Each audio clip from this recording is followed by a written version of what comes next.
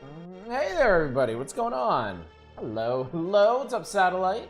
And Shadows and Manic and Silver Mike and Eva. Hi, everybody. Happy Saturday. I hope you're doing well. I'm doing all right.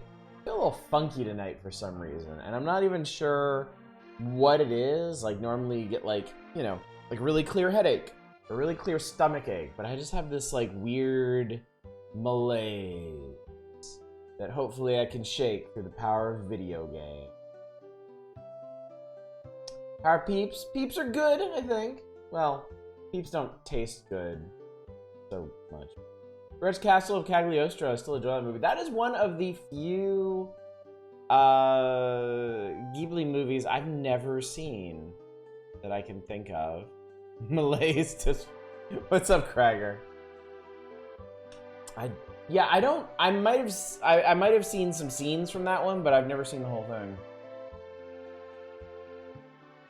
that I can think of.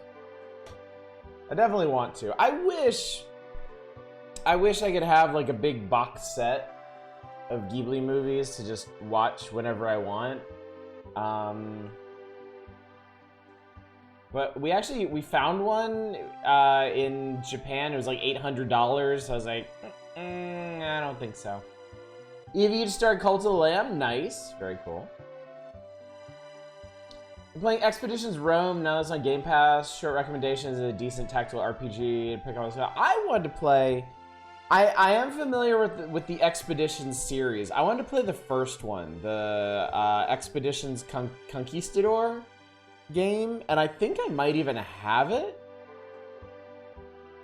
And I just never got around to it. I like kind of a silly thing to say when we're deep in the throes of XCOM Apocalypse, but like tactical RPGs can be kind of hard to get into because there's such a they're a time commitment and also like a mental commitment.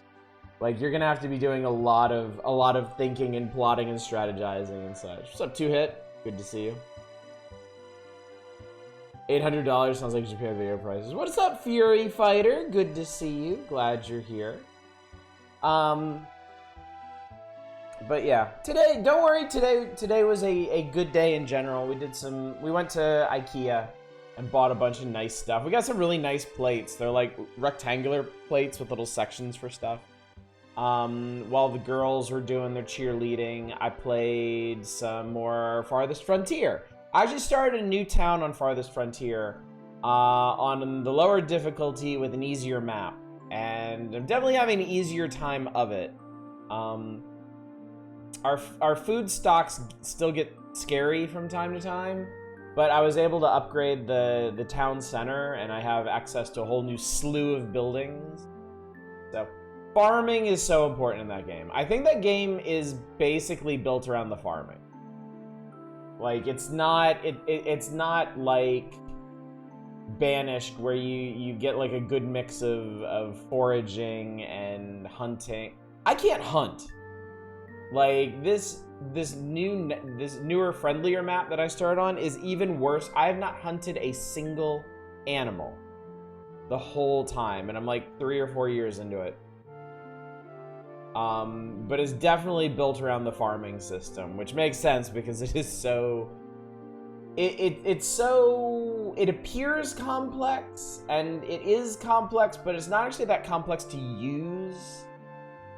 Like, I got one big field set up, and I set up a couple crop rotations, and now my food problems seem like they're mostly solved, at least for the population that I have, so...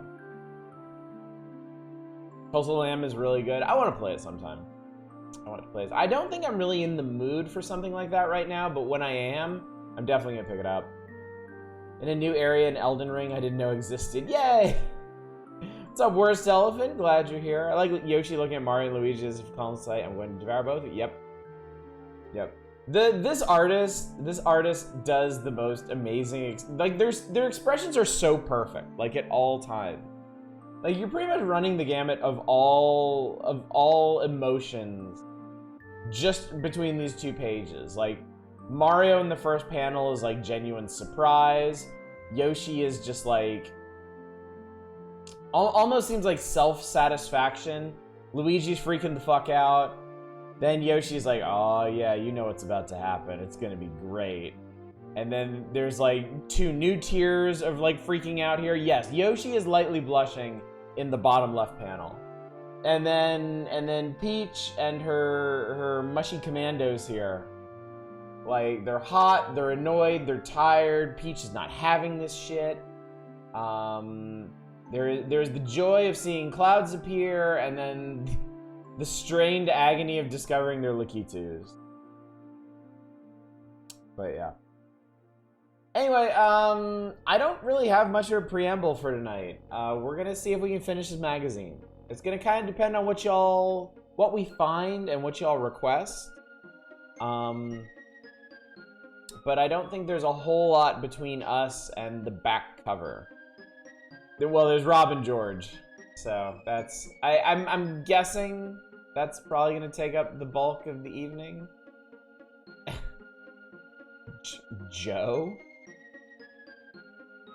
Awesome. You got me there for a second, Satellite.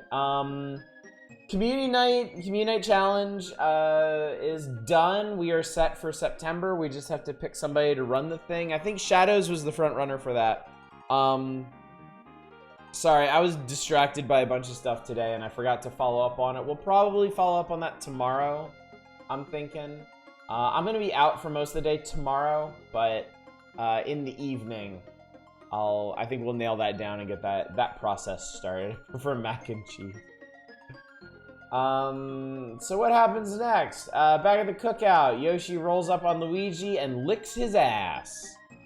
And Luigi, because this is back in the 90s, does not like it.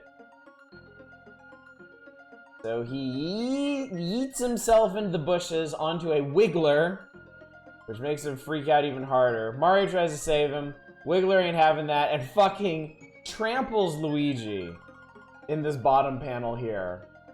And then they get pincered by an angered Wiggler and a disturbingly calm Yoshi, who then fucking eats the Wiggler head first. They try to sneak away while this is going on, but Yoshi's digestion doesn't allow for that. But then Yoshi tries to talk in the Yoshi language and gets them to mount him, at which point he exclaims, Yoshi! And they vroom off. Okay, I gotta, this one. This panel of the Yoshi village, I love this piece of art so much. If I could get a version of this blown up, I would absolutely put this on my wall. I love, this is like one of my all-time favorite comic panels. Because there's so much going on in this scene, and yet it's so simple and easy to parse. You know, it's not like Where's Waldo, where it's just chock-a-block full of shit happening. It's just, I feel like it's perfectly balanced and laid out, and it's got so much charm to it. Ribbing an Italian man in a kids magazine in the 90s were wild. Was there a canon update where Luigi likes getting his ass eaten? I never played the Luigi's Mansion games, so I couldn't tell you. Didn't happen in the mainline games, as far as I know. Yoshi is a bottom. Is Weege Mario's canon nickname for Luigi? Not sure how I feel about that. I feel like it got used a lot. Like, more than just in this comic. Like, I feel like they might have used that on the Super Show. I feel like they might have used it in the American comics. So, yeah. Oh, and then there's Friendly Floyd. The random ass traveling salesman in Dinosaur Land. This was the most random, like, character addition to make to Super Mario World. Both the Super Mario World comic and the Zelda comic in Nintendo Power added some random ass characters to them. In this one, it's Friendly Floyd, and then we'll get to the other one in Zelda. It's arguably even more random. Nintendo Who Cowards bring Floyd. I would play a Friendly Floyd game. I love the way they end up using him in this comic too. This comic would actually make a pretty great outline for a game. It would probably have to be like a it would have to be like a Paper Mario or Superstar Saga style of game. Like I think it would have to be more RPG just because of the kinds of scenes and action that are in it. But man, it would be so good. Anyway, Koopa cursed him, that's why I end up in an egg. Yoshis were captured and stuck into eggs. I need an interpreter. Sells them Acme Yoshi language learner for 3,000 coins. And then he bumps it down to 10. And then this is so funny. Yoshi language series level 1. Hello, Yoshi. How are you? Yoshi? Fine, thank you. Yoshi. They get pissed about it, understandably. But then one of the Toady Commandos shows up. It's the Princess Bowser's god. Look how tiny he is. Look how precious he is. He's like a little itty bitty baby. Did Zelda add Tingle? Is that what I have to? No, there is no Tingle. The Zelda comic is interesting because it has some definite comedic moments, but overall the plot is played very straight and very dramatic. And it gets more dramatic, and even with some hints of horror as you get further into it. Like, I'm actually really excited to show you, those of you that are less familiar with the Nintendo Power Zelda comic, I'm really excited for you to see where that goes.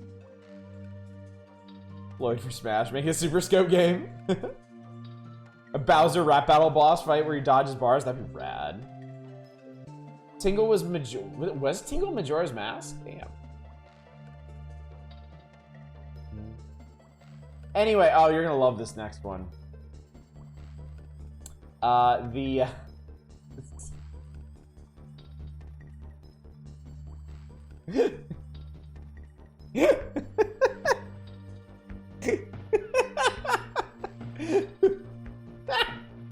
Who remembers Trickster? Because I don't.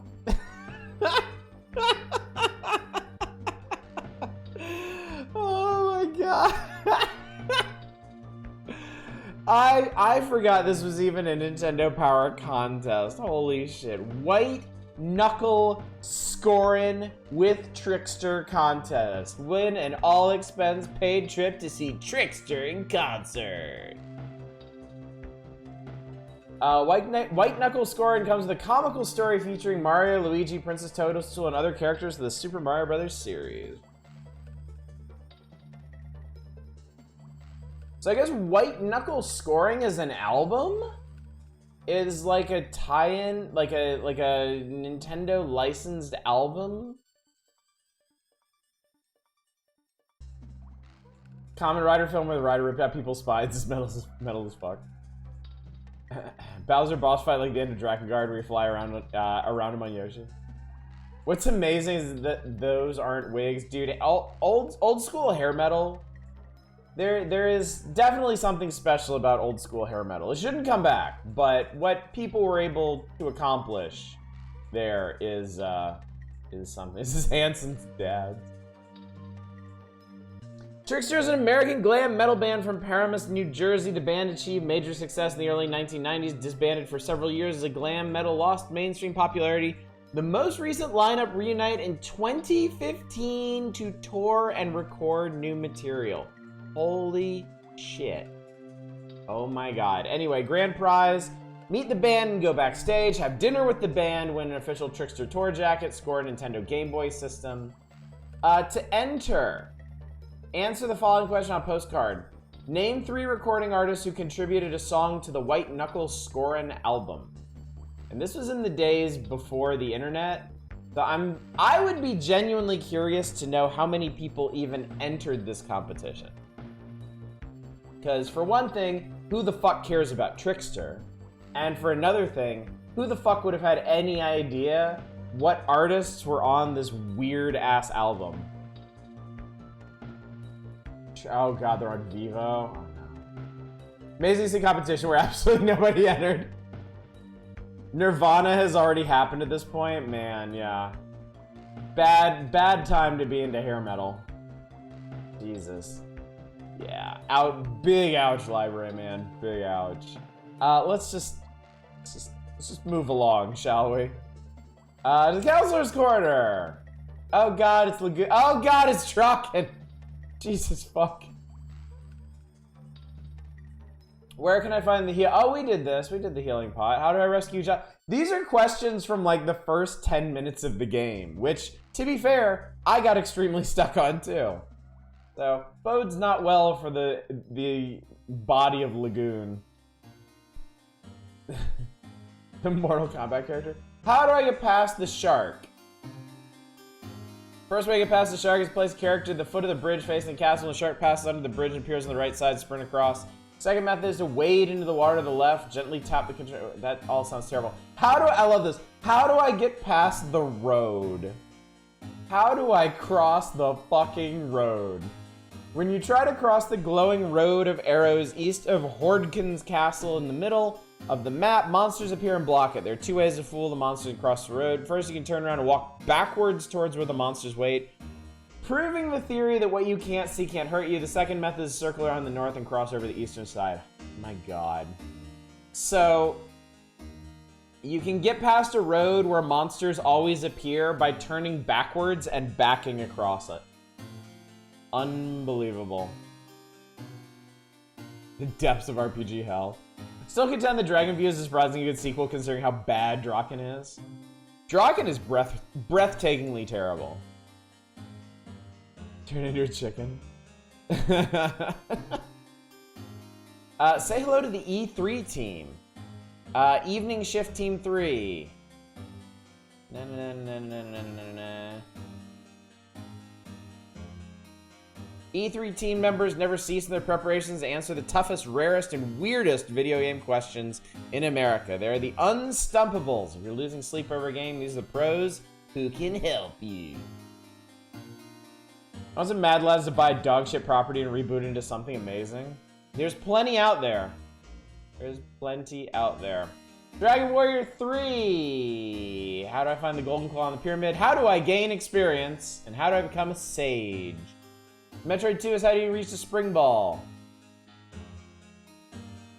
A fair question. This is a very confusing game. Pray to pray. They did that with Alone in the Dark just now. Prey was pretty damn groundbreaking for the time. Prey was just like wrong place at the wrong time. I feel like Prey's real problem was just, I guess, timing and marketing.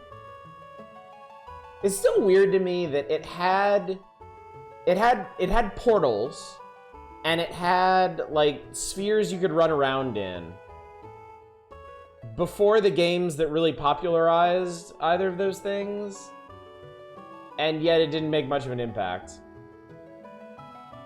Kind of weird.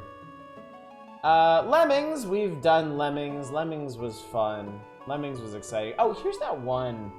You can't really see it, but right here, this screenshot right here in the Basher section, level 15 taxing is played on a giant, like, snake monster. Like I was telling you, there's some unique and very weird levels in that game with, like, monsters and gore and stuff. Problem with Prey Original is the gameplay got very samey after the first 2 hours. Take like Deadly Towers and make a really good dungeon crawler like Eye of the Beholder or Grimrock. That would be amazing. Also, there's no telling how many of these games are just straight up fucking cursed and are just like impossible to make something good out of. Oh hey, Tricky level 13. I figured that one out myself. Awesome. Oh, so their answer to Tricky level 13 was to build stairs all the way up to the top for everybody and then walk off on that platform. Okay, that's interesting. Taxing level 1 is really interesting because it's that level with the 3 big pillars and then the big gap you have to go across. But you have to rescue 99% of the lemmings and timing is really tight. So you end up having to tunnel under the entire level while you're building stuff to make it kind of line up.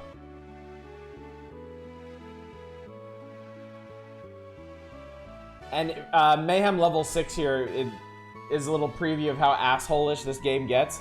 You begin the level with only 5 diggers, 5 miners, 15 builders, and 10 bombers. You can't use any of the bombers because you have to rescue all 75 lemmings. So they'll give you powers you're not even allowed to use. Doom 3 to Doom 2016. Doom 3 is not a bad game. Like, despite what the haters may say, Doom 3 is actually alright.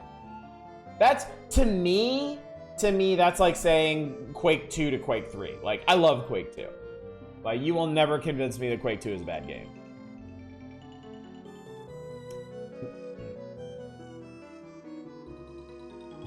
May have less tolerance for substandard FPSs. Hated Doom 3 because it's too horror-like for you. Okay. It definitely has a different feel than Doom 1 or 2, so. Quake 3 to Quake 4. Is Quake 4 even bad, though? Doom 3 is okay, but it's too slow. I think that was intentional. I think they wanted to do something more slow-paced and more horror-themed, and I think that's just not what people wanted. Quake's never really done it for you? Kind of surprising, because there's so many Quakes. Like, there's the multiplayer-focused ones, there's the plot-driven sci-fi ones, there's the weird, almost cosmic horror original. Unreal to Unreal turn. Oof. Shots fired. Doom 2 had god-awful level design. Yeah, I don't really like playing through Doom 2.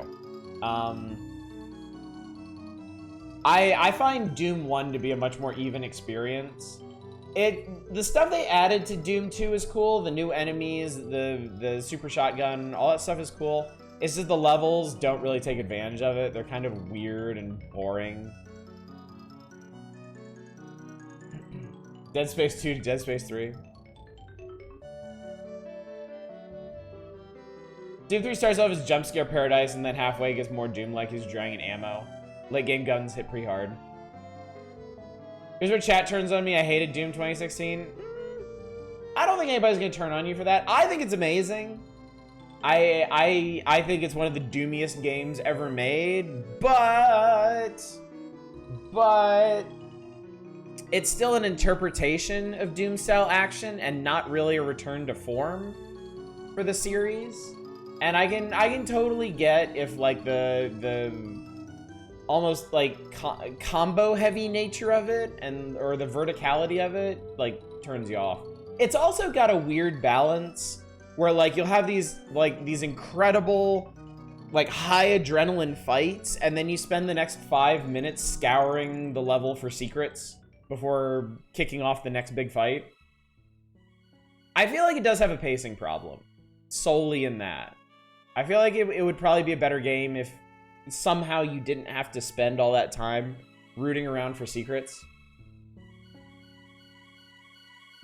Our FPS opinions are very different from each other, and I like it. Yes, we have a wide variety of opinions represented here, and that's a good thing. That is a good thing.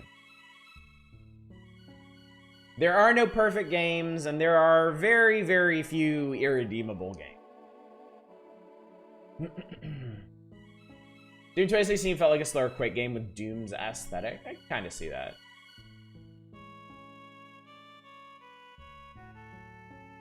Doom Eternal's cool, not very Doom-like because it's platforming heavy and heavy on the gimmick weapons. Yeah, I think it's just modern Doom.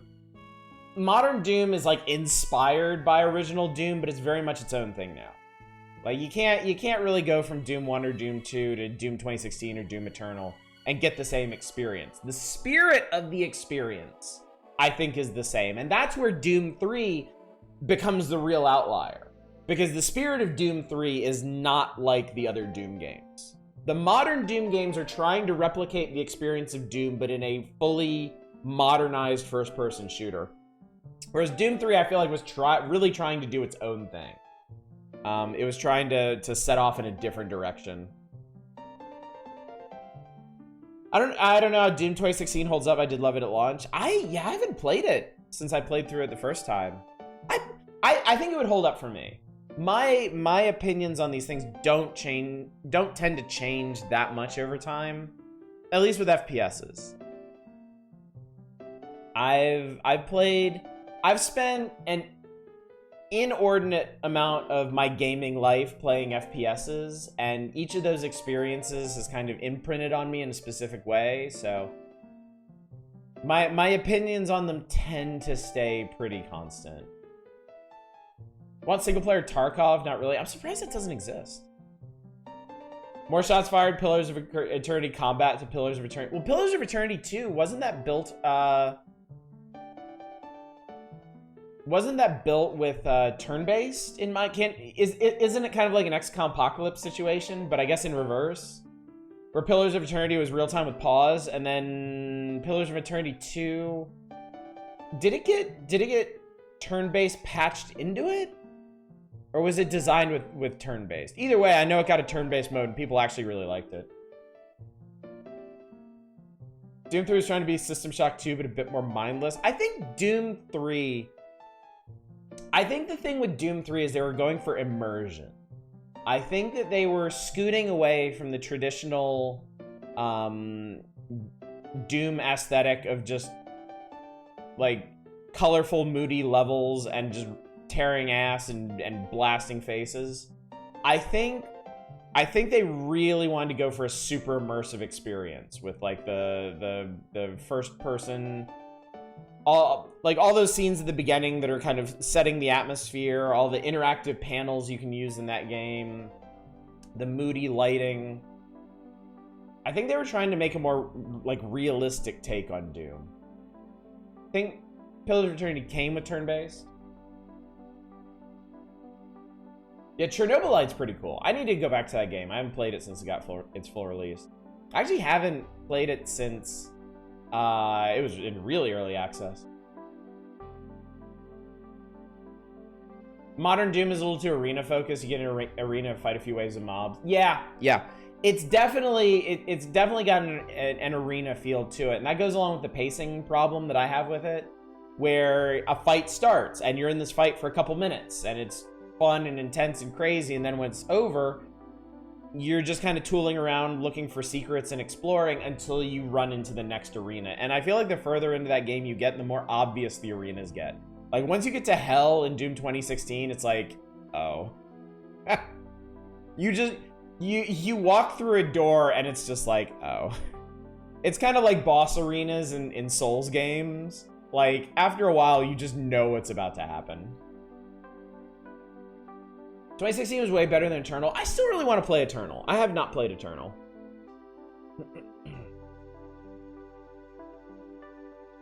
I think Doom 3 would have been received much better if it wasn't called Doom 3. That's always an interesting discussion to take up, because I definitely think that's true of certain games. I definitely think expectations play a huge part in how games are received, and I think that's I think that's a good point.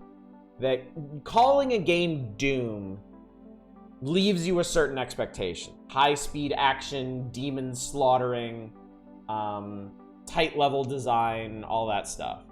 And Doom 3 definitely didn't meet those expectations, even though I think it did something quite quality in its own way. And yeah, if you're coming to Doom 2016 or Doom Eternal with those kinds of classic Doom expectations, you're not quite gonna get that. Chrono Cross would have been received much better if it wasn't called Chrono Cross.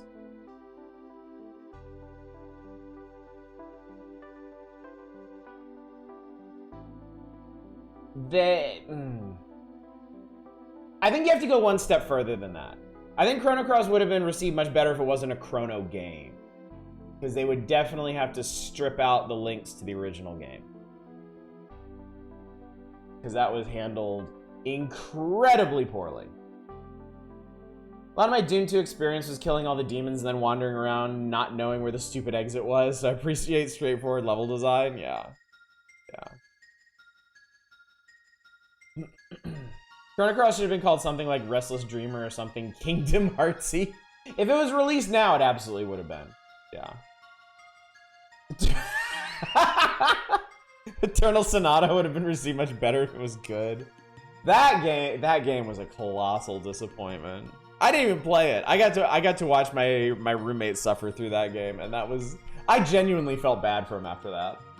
I genuinely felt bad that he pumped all that time into that game and it ended the way it did, man. It had so much potential, too. It had so much potential.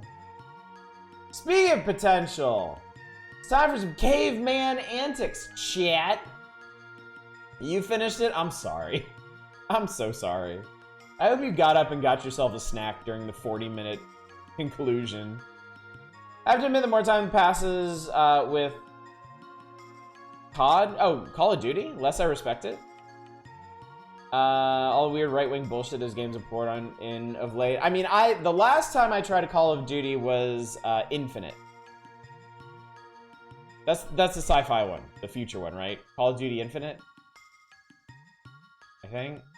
I was excited about that game. I wanted to like that game, and it ended up being hugely disappointing to me. Game is such cack, poorly designed, plot is a mess. I've never regretted buying a physical copy of a game more than Eternal Sonata. The plot is so bad. It is so... Yeah, Infinite Warfare, that's it. Thank you, Infinite Warfare. I actually have a physical copy of that. One of my coworkers, her husband worked on that game, and I was able to get a copy from them. And then I played through it, and she was like, so how'd you like it? And I was like, it looked really good. And she's like, oh, good, because her husband's a graphic designer on it, so. Rest of it sucked. What's wrong with Eternal Sonata? Never played it, but reviewed well, I thought. Okay, so, I can maybe explain that without spoiling anything. Because game reviews, especially at that period, they didn't necessarily finish the game, and like Eternal Sonata starts out really good. It's got a great premise. It's got a good like JRPG wind up. It's a very polished JRPG experience. It's got a neat battle system. About halfway through, you start noticing that it's not really doing much with its really neat premise, and like the plot is slowly treading into more and more JRPG cliches. And then I remember there is a twist. There is a twist in the last quarter of the game that's one of the dumbest JRPG twists I've ever seen. And then the rest of the game is just following up on that, and it's so boring and stupid. And then when you beat the game, it's like halfway through the game, they forgot that they were making a game about Chopin and like him on his deathbed or whatever. And so the plot transmogrifies into this like cliched JRPG garbage, and it ends like that. And then it's like, oh shit, that's right, our main character is Chopin. And there is just the dumbest ending to that. It ends up making the whole thing feel so pointless. And it's so much worse because once you beat the game, like from the moment you beat the final boss, the ending cutscenes and credits and like post-credit scene, all that stuff is seriously like 40 minutes. It just goes on and on and on, and it's all garbage, and you don't care about any of that shit at that point. And it's so bad. It is so bad. Goes from Chopin to bedpan, yes. I feel like I heard this story of Tales of Arise, extremely good reviews by reviewers who didn't have time to finish it, and then people didn't really like the ending. I remember... God, I wish I could remember what magazine it was. But there was a magazine that reviewed Metal Gear Solid 2 when it came out. And they were like, perfect game, absolutely incredible, 10 out of 10. And then there's a little sidebar next to like their rating score. It's this little red box, and I don't remember what it said, but it was basically like right before the issue went to print, we actually finished. We actually beat the game, and the ending has made us second guess our rating on this. We'll talk about it more in the next issue. So, yeah. Sounds offensively. It is. It is offensively bad how much they fumbled such a promising premise for a game. Starts with Chopin having a death dream of his life, and then it's like, how about clumsy anime plot? About environmental... Oh, God. Oh, God. I'm still thinking about the twist in that game. My roommate was shocked. He was into it. My roommate is a real big JRPG fan. He got this game. He was so excited about it. He was playing it. He was getting into it. He was enjoying it. He was building up his characters. And this plot twist, he was just like, this isn't real, right? He was trying, like, he was trying to rationalize it. It was like watching him go through the stages of grief, sitting there in front of the Xbox. It was like, this isn't real, right? Okay, so maybe this is just like a side quest, and then we get back to the main plot stuff, and then he gets further into it, and like, it's it's so dumb because it comes out of nowhere, and then you follow up on it, and like, it's got that whole like JRPG endgame scale to it. Like, you know, you've passed the point of no return. It's got like the like edge of existence starscape and like the Doom Tower. And when he saw that, he was like, oh my God, no. Oh, please, God, don't. No, please. It was so darkly funny. It's not a side quest, it's the entire game! You impulse bought Tales of Arise about an hour ago. I would be shocked if Tales of Arise is anywhere near as bad as Eternal Sonata is. Eternal Sonata just like... People talk about games shitting the bed. That one just like buries it in feces. Yeah, God. Sounds like Tales of Destiny's DC Endgame. Oh, you like this? Fuck, you have 4 teleport mazes in a row. Well, at least Joe and Mac won't do that to us. Nasty Neanderthals have nabbed the neighbors of kooky caveman Joe and Mac. Grab a club and help side. You're cavemans, and you're beating up ugly cavemans and dinosaurs. That's it. That's the game. You can huck bones and boomerangs and fire and stone wheels. There's a world map because platformers had to have world maps at this point. There's a level where you walk over a giant T-Rex and then he gets up and you punch him in the face. Audrey 2 is in this. Sauron from the X-Men is in this. There's a... That looks interesting. There's Fishosauruses, there's vertical stages, there's all kinds of... Apparently you go inside a dinosaur and beat the shit out of him from the inside. Let's play this. We're 40 minutes into the stream. Let's play a video game, shall we? Let's fucking go. No, not the video games. Anything but video games. Oddish, how could you do this to us? No. Undertones of Bonk's Adventure? I know nothing about... I've never played a Bonk's Adventure game, like, that I can remember.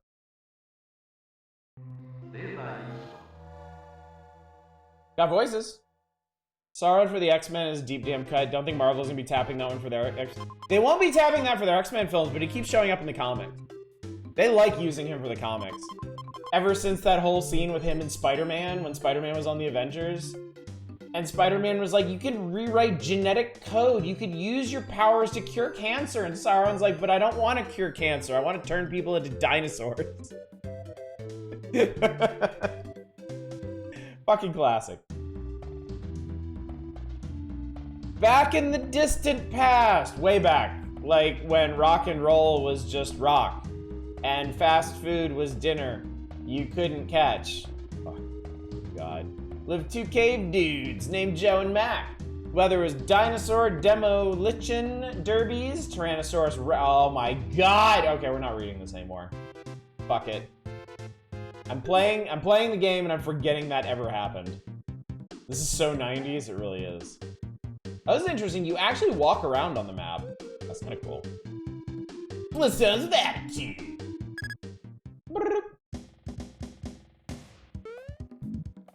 All right.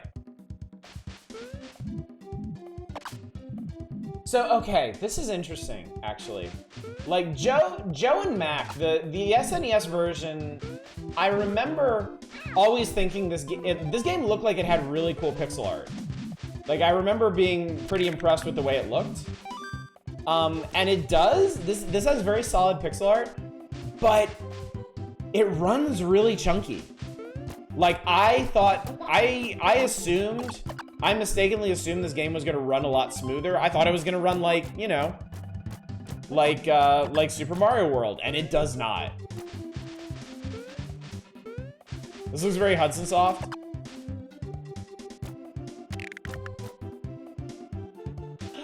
Hi, where are you going? Oh, okay. Seems smooth on this end. I mean, it's not like hitching or anything, but you know, like, you know, Super Mario World runs like really smooth, right? This game does not.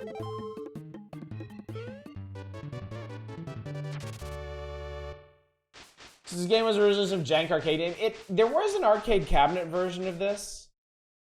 I know about this game because of JonTron before he lost his fucking mind.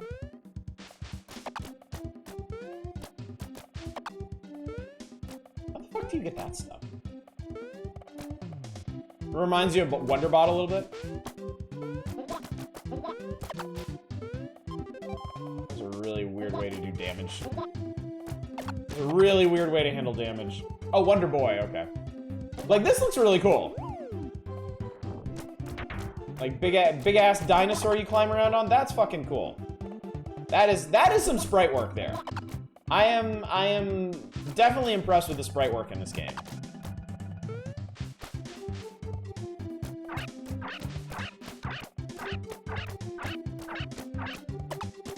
That was a lot of damage.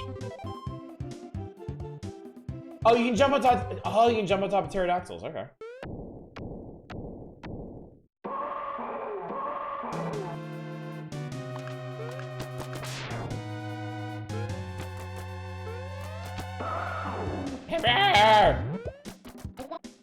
Is he? Oh my god! Yeah, you can walk on enemies. That's kind of crazy. Ow, fucker. I always turn funky ass colors. Oh, come on, man. You can hit that. I still can't get up there, though. Wonder Boy, the splash of BC Quest for tires, Jay. Platformosaurus. Oh my god! I fucking ate my head.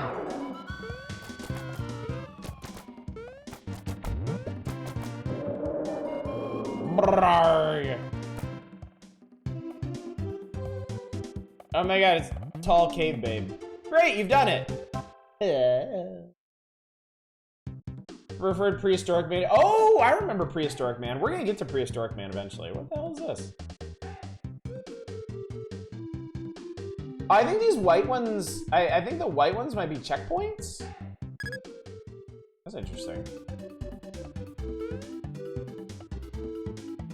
Double tapping, oh. Oh, it's a hold up.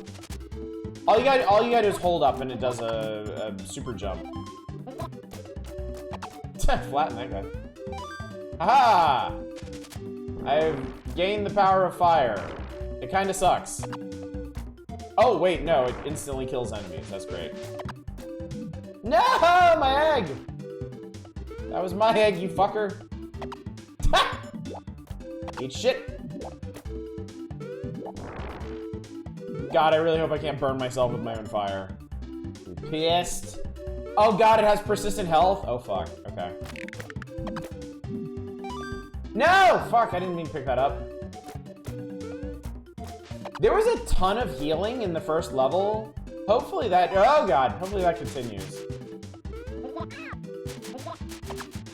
Boomerangers. Cave mouth, eat the egg. Fucking, oh Jesus Christ. There we go.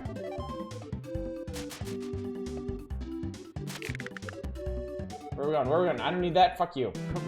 Oh shit! There. Wait, he fucking spit my own.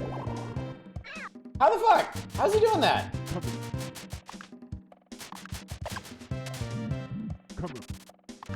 He's saying come here? Damn! Come here!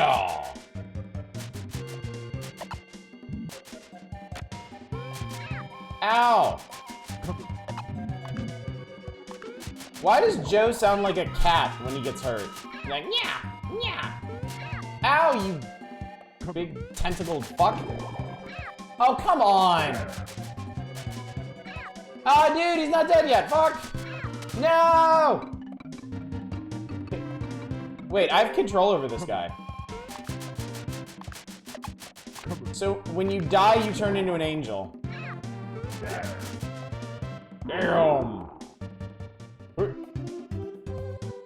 It doesn't make sense. Audrey was an alien, not native to Earth. Well, maybe this one is too. George and out. George is getting angry. Oh, that's the key I got in the secret area.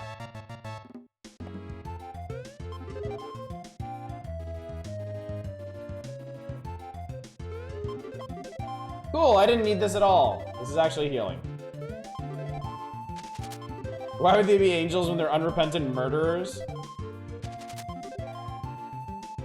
Angels are allowed to murder people if they're bad people. Or dinosaurs, I guess.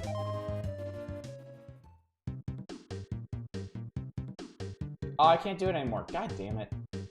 Shit. I want to meet Volcano.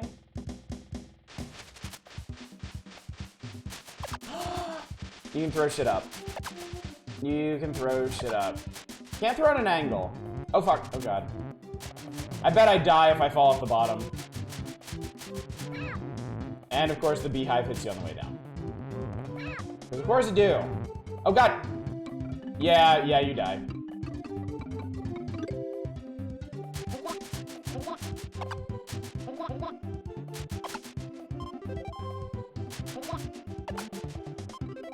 Shit! The bees! Why the bees? That's a short level. Ah! Oh, he has a lot of health.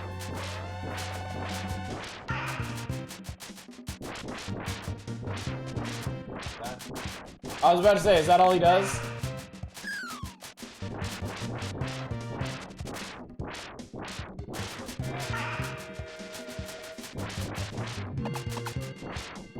Oh, Jesus Christ. Okay. He does other things.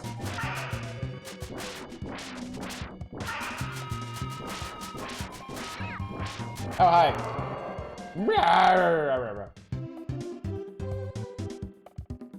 Hi. Nice hair.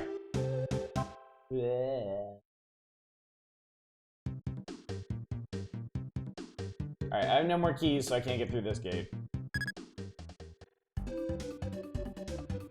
Oh, it's an auto-scroller. Ooh, we get wheels. That's kind of awkward. That's actually...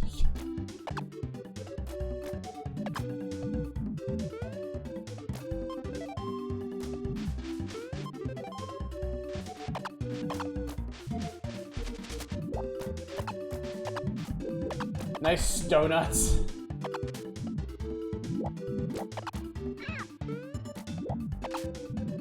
You can only have 2 out at a time. Kind of annoying.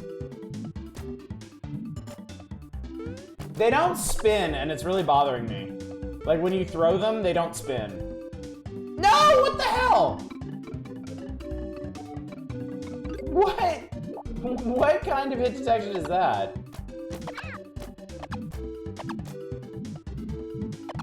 I wish virtual Bart would be a thing already. You'll get your wish soon enough. I think that was 92.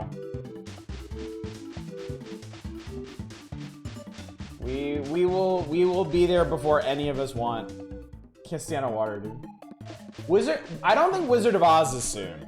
I think Wizard of Oz is much later. I think.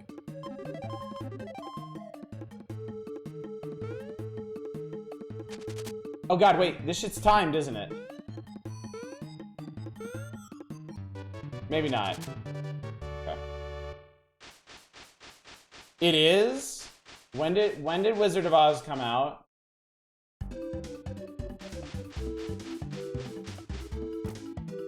'93. Okay. We got some time then. Oh god, we got some time.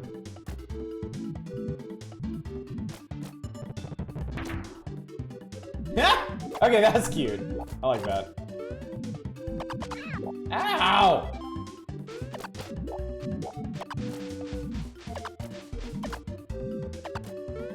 How are you doing, Nuzlocke soon? First one ever? Nice.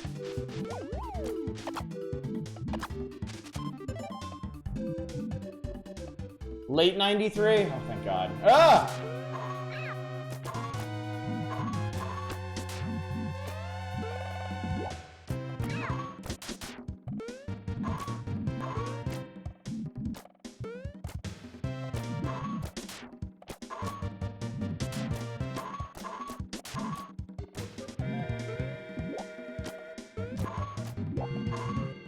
Apparently we're just fighting a whole fucking school of these things.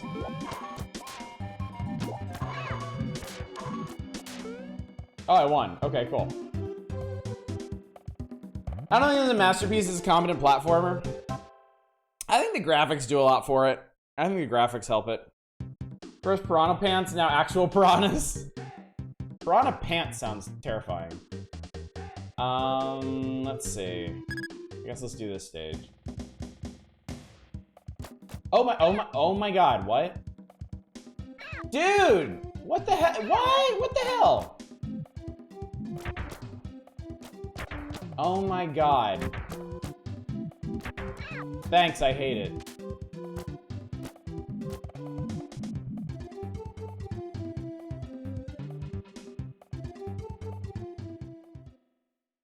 That was the entire level.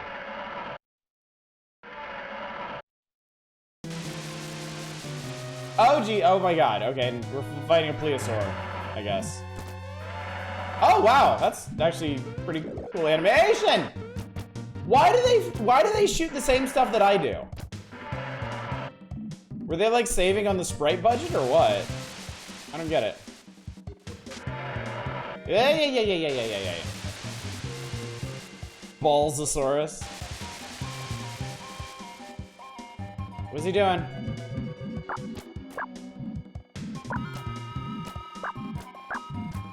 Nobody cares.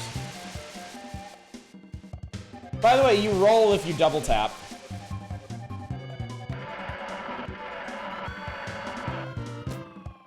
Alright. Cool, we did it. Yay!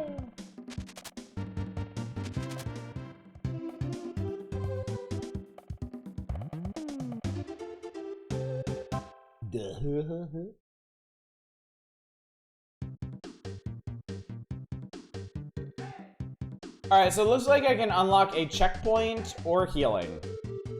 I'm gonna do the healing. Because I still have lives. Oh wait, what's this?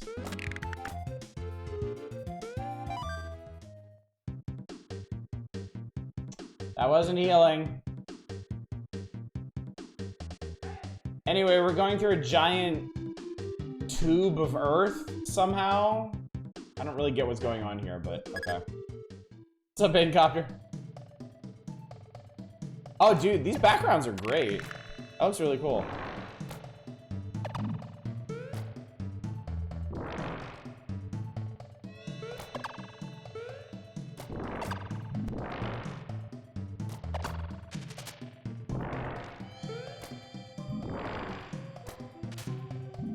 Bro. need you to die. Meats.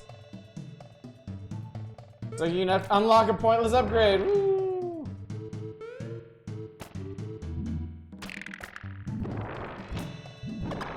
Oh, that was great.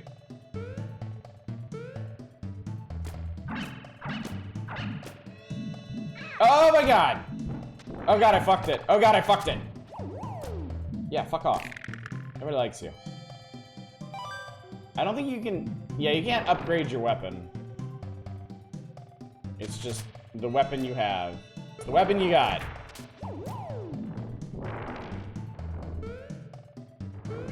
Oh, god damn it. Alright. It's also weird that they let you, when you die, they let you float around as a ghost, and then when you respawn... Oh, okay. And then when you respawn, the screen doesn't recenter on you.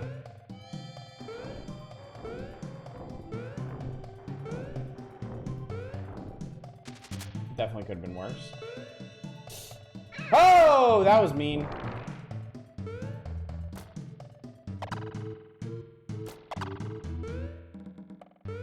Ow, fuckhead. Oh, fuck off. Well, okay, I got lots of health for that, so I guess.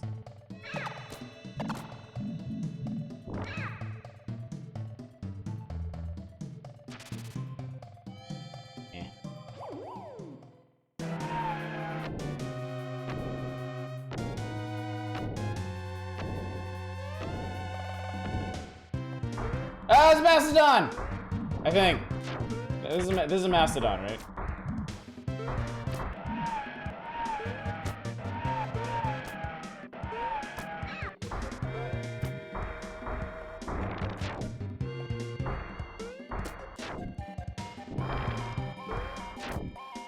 Man, I wish the animation for all this was better. Kind of rough looking.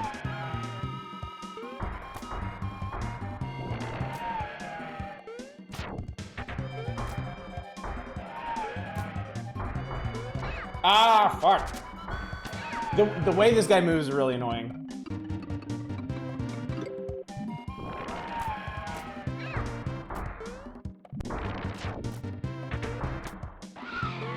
Oh shit. You probably didn't appreciate that. Oh, this is fucked up. Oh, this is fucked up.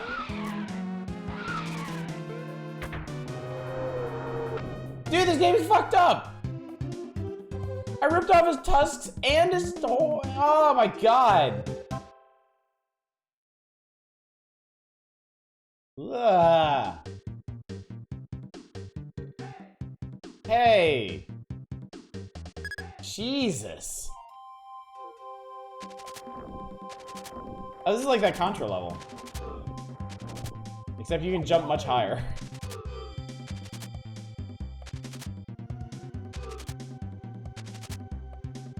Alright, I actually want that. I just skipped the entire level.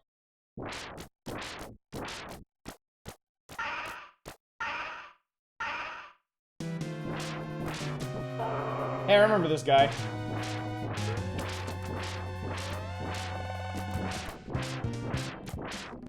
Hey! Half these levels I'll be like, wait, what? I know! Like, blink and you'll miss them. It's ridiculous.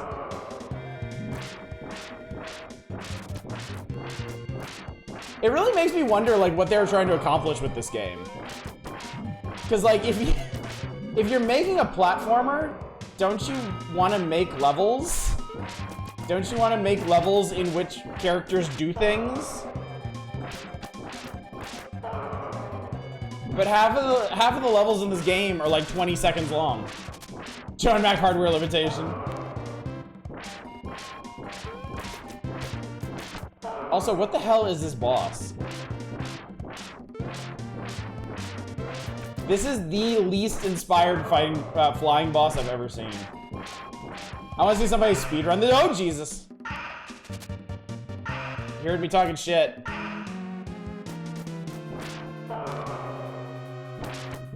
I almost killed him while he was off screen. That would have been hilarious. I just got a kiss from a girl with your colors reversed. Funny that. Alright, so I guess we get a checkpoint here. Let's go. Welcome to Volcano Land. It sucks here.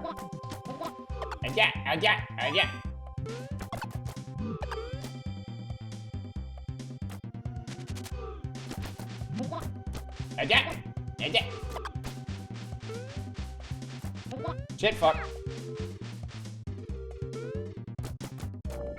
Ow! God damn it. Lady ran in from past the edge of a cliff.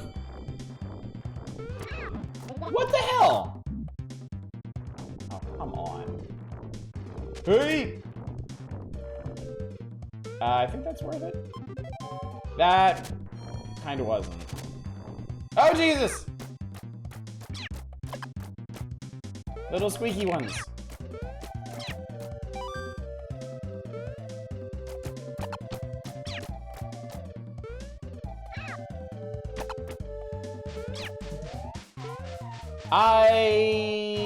I do not like the invincibility frames that the enemies get in this game.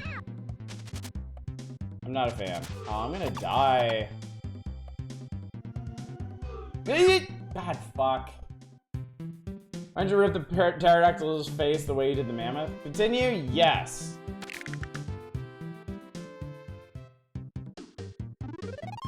Okay, so yeah. Those white spaces checkpoint you. Does anybody know if it's unlimited continues or not?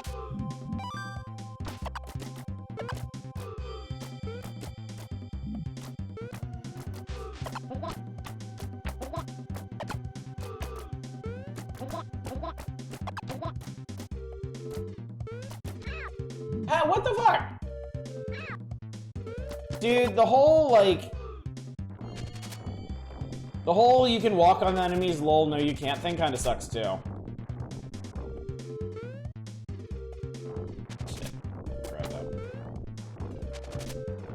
Remember Jungle Hunt? The movement was similar.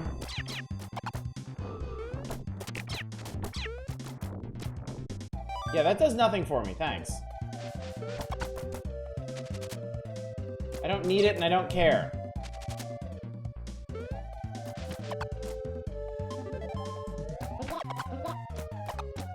There we go. Yeah, free meats. They're getting fucking cheeky putting power-ups in the fires. Oh, come on. No! Okay. Okay, that could have been way worse. Okay. I thought I timed that right, and I didn't. Game still seems like a solid B. I would say so, yeah. I definitely have some issues with it. It's never, it would never be like my favorite, like this would never be like my favorite platform or anything, but.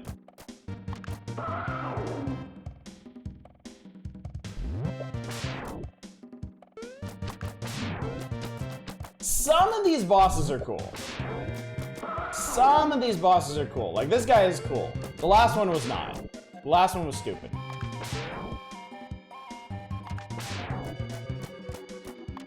The bosses all seem kind of bad. I just like the animation on these guys. Definitely beat on a lazy Sunday kind of game? Yeah, definitely.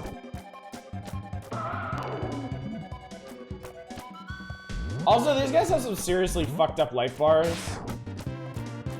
Because I've been beating the shit out of this guy and his life bar hasn't moved. And then I'm pretty sure all of a sudden, like, each hit is gonna do like 3 bars or something.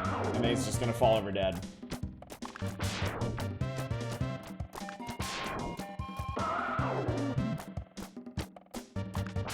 There we go. See, like he's turning funky colors now. Ow.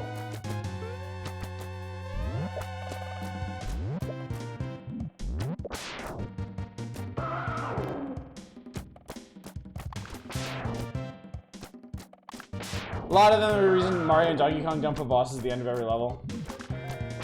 Yeah, especially when your levels are 20 seconds long. I feel like maybe they spent most of their development time making bosses, and then they were like, oh shit, we actually need levels for all of these guys.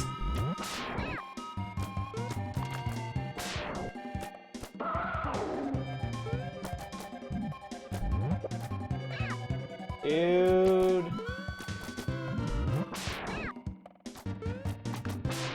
Dude, this fight was going completely fine. And then he just decided to be like the biggest asshole. Hurry up and die. Thank you. Boink. Great, you've done it. Again. You done it again, Joe.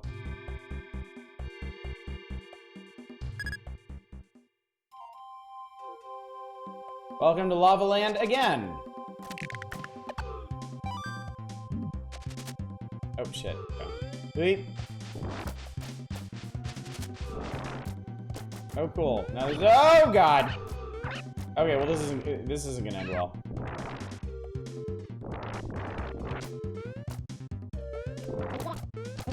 I hate that you can ride on enemies until they jump. I think that's a really bad way to do that.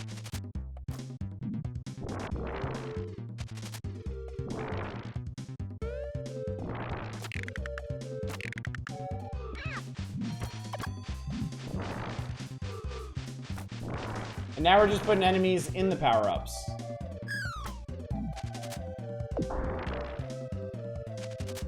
Good news, Nintendo Power reviewed the Game Boy port, so you get to play that too. Yeah, they reviewed the NES version too.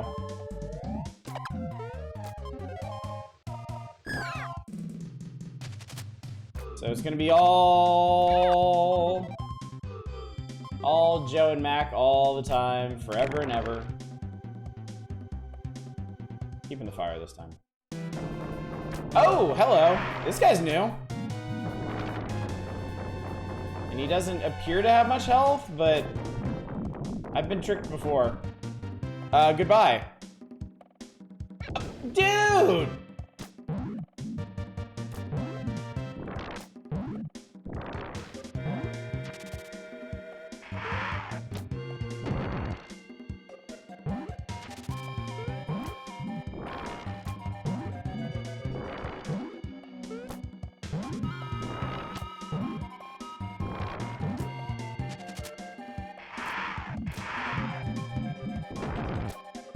Oh my god, this sucks. Little health, many iframes? I mean, it's impossible to tell. Because these bars don't mean shit. No! God damn it! God.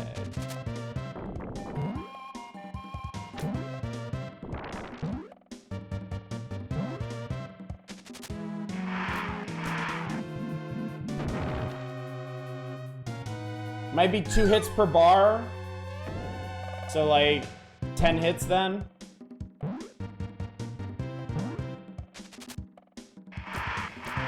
No, maybe not.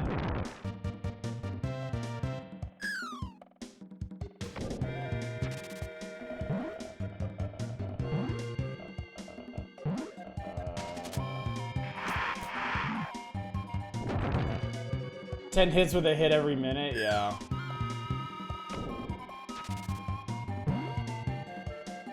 Well, at least now he's just doing the same pattern over and over again. See, these bars don't mean fucking anything.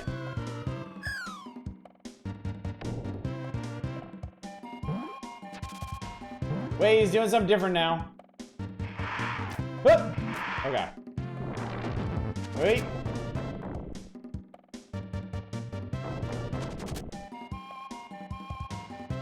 Hey, Vault. Oh, fuck off.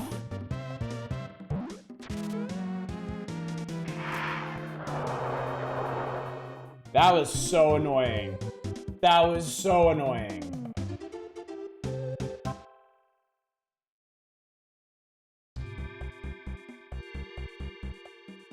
All right, we just got to beat this level, and then we get a checkpoint for the final level. Ooh, this is cool. Is there just gonna be random lightning from the sky? Am I interpreting this correctly? Sure, I'll take wheels. Why not? Oh, it seems like, okay, it seems like at certain points during this level.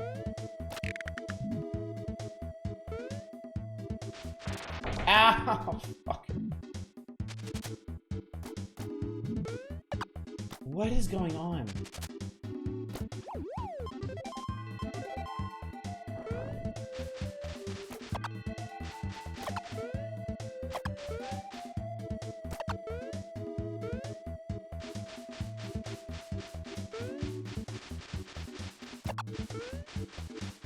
I just want to say, I'm glad there's no level in this game that requires you to ride on enemies to get through it. Because with the janky-ass hit detection, like, I don't think that would have been any fun.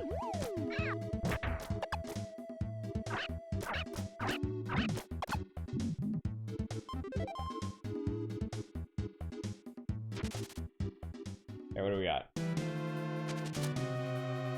Oh my god, it's a bone dragon from Castlevania. Shit, it actually is. That's exactly what it is. Ow. Okay, this sucks, but it's really funny. Dude.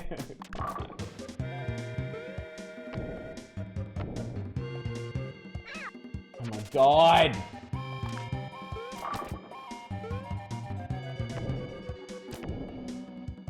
I don't get this.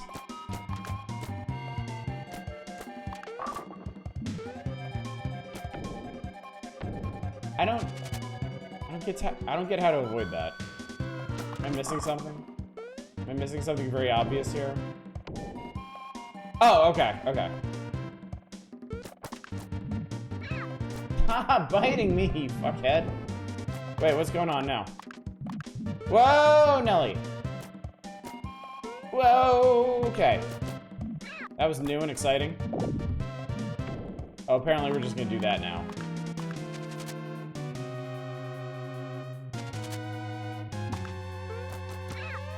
What? Please, please don't make me waste a life on this.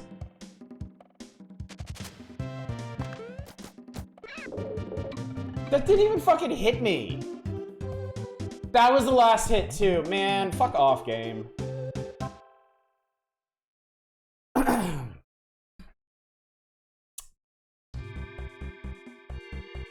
Super fucking lame.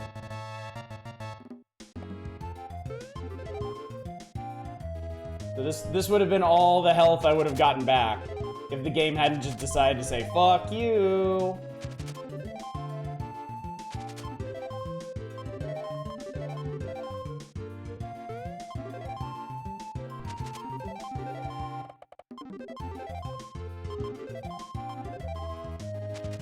Guys would get a little more than they bargained for if Ayla was around.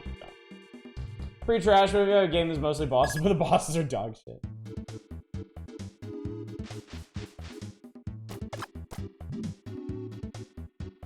I don't want to pick any of that shit up. I want to... Oh, they... Fuck's sake, game.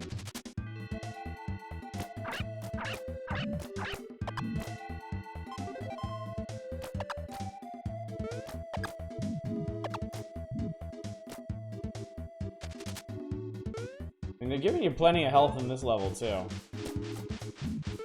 Okay.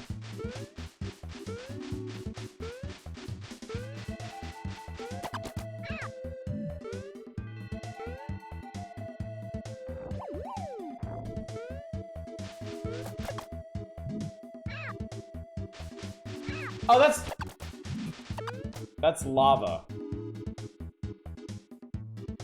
Wait, seriously? Oh my god, game. What'd you think it was? I don't know, red clay? Hey, remember when I said I was really happy there was no part of this game that required you to jump on enemies to get across? Yeah, fuck this game.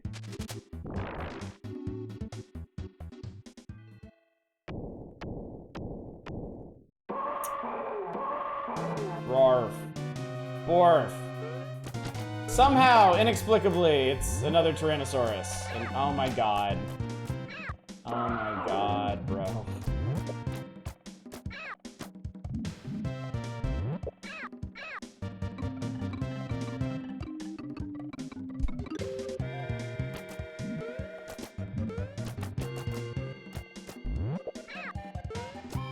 Give me your quarters, this is an SNES game. Put him in the flap.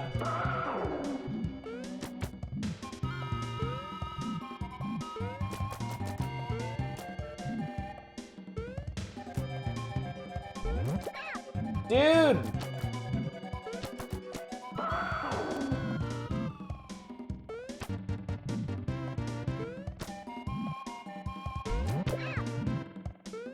Okay, so for some reason these boulders take a ton more hits to break than any other boulders in the game.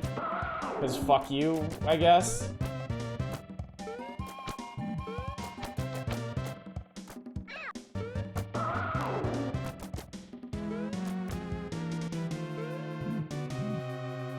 Also, according to the health bar, we've done no damage so far. That's cool. God! So I think the issue here is that the hitbox for everything in this game is like perfectly rectangular, but like nothing in this game is perfectly rectangular. You gotta be kidding me. All right, we're gonna give this one more try, and then I am done with this game. Last chance.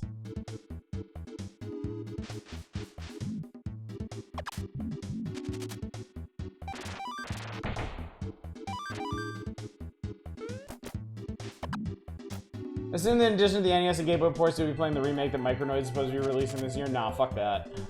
Wait, who was it that they wanted somebody to get the rights to some completely dog shit series and make something good out of it? Here you go, bud. Joe and Mac. I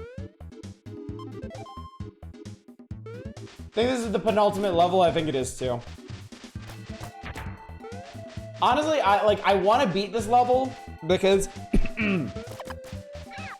yeah, these hitboxes are trash. I want to beat this level because the actual final level looks kind of nuts.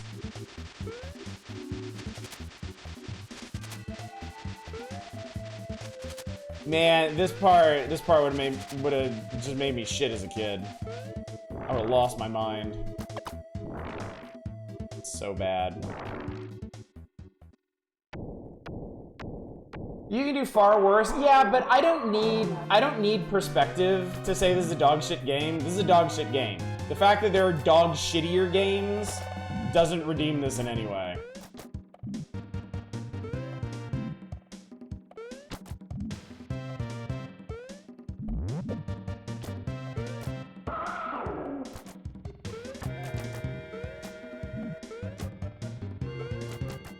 You say that, yes, because it's true.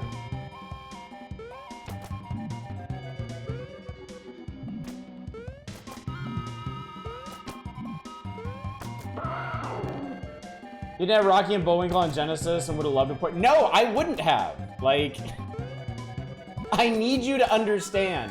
One game being bad does not make another bad game better. Like, I want to make sure we're absolutely clear on this fact, okay?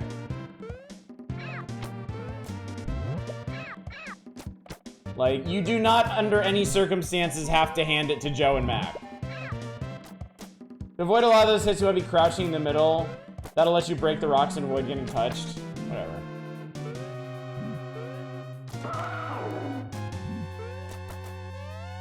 Wait, there's a ledge here. I can actually stand on a ledge here. Dude!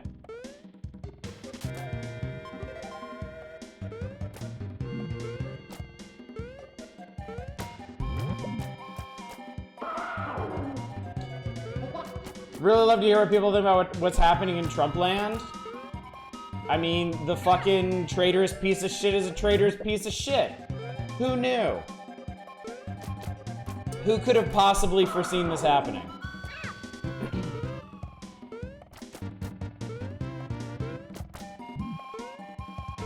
Like, anything negative that's ever been said about Trump is absolutely true.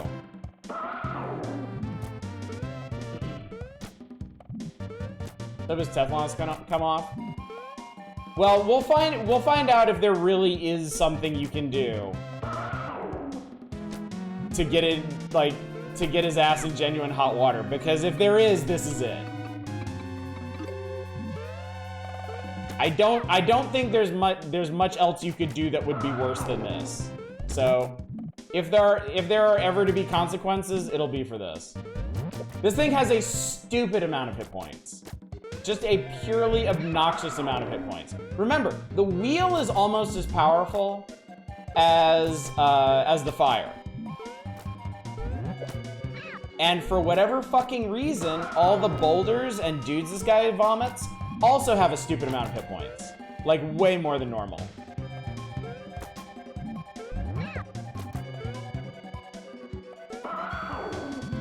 Jesus Christ.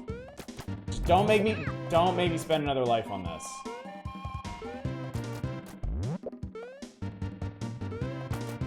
Isn't it great that all the projectiles and shit bounce off of a ledge that you can't see? Isn't that really cool?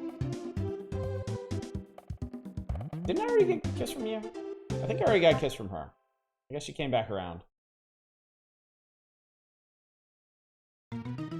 Okay, and then for some reason you just crawl in this motherfucker's mouth. And so now we're in his... Dude... Okay. How the fuck do we agree on this, but so many don't? Like, people, like, the only way to be Republican now is to just completely deny reality. You have to trick yourself or be tricked into being a Republican. Unless you're actually part of the ruling class that benefits from it. Like, it is, like, look, it is straight up not morally acceptable to be a Republican anymore. I'm not sure it ever was, but it absolutely is not now. Like, you have to deny so much reality, and you have to be okay with so many absolutely heinous things that it's just not morally acceptable.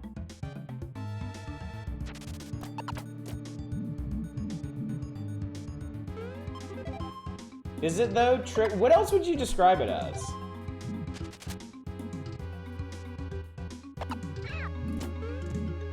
I mean, people justify the things that the Republican Party does by lying about it. By claiming it's the opposite of what it actually is. These guys are fucking pieces of shit.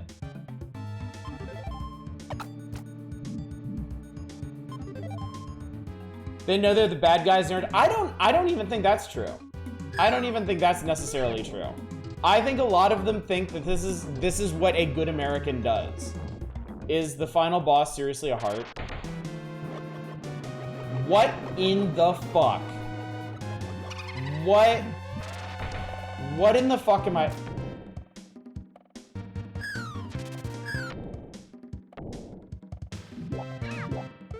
What is this? What is this?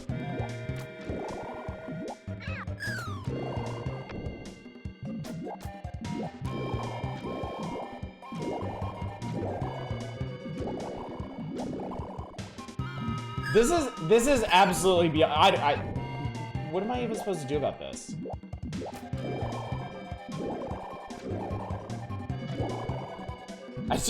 I just assumed there would have been some kind of lead up to Satan. You assumed incorrectly. Yeah, we have to fight the scrote monsters to win, I guess. Am I actually supposed to be hitting this? No. No, okay. It seems like maybe they've run out of scrote monsters.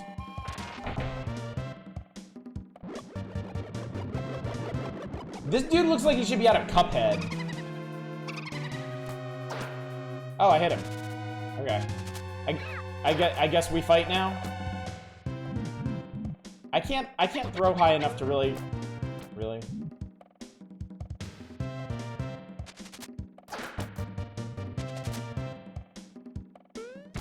Oh, that's what I need to do. Normal jump and then we're what now?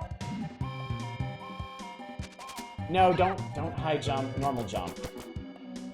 Also, this guy doesn't have a health bar. What is gallstones?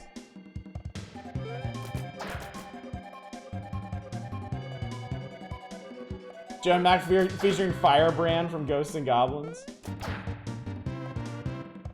This guy doesn't even have... This guy doesn't even have a health bar. It makes me really nervous. That this is just gonna take absolutely fucking... God damn it!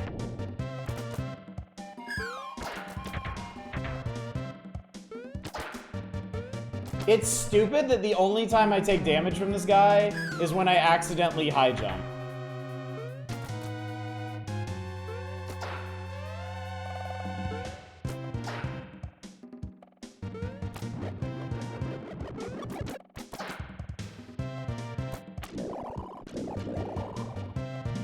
Bro.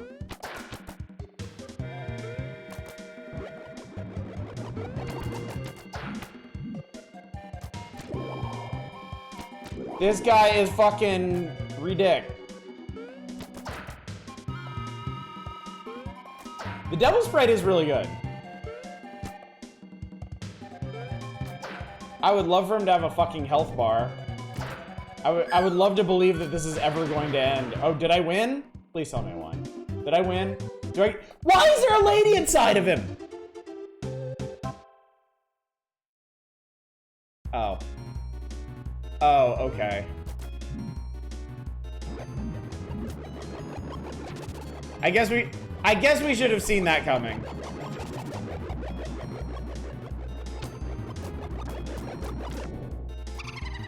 Now he's blue.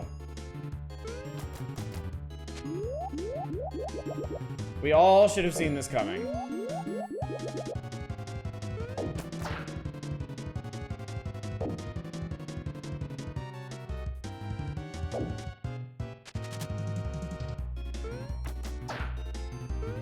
Oh, whatever. Whatever.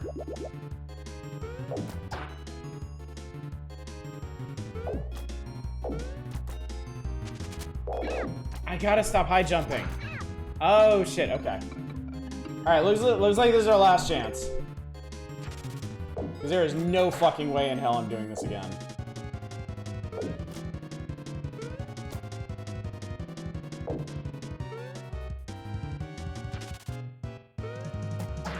Shit.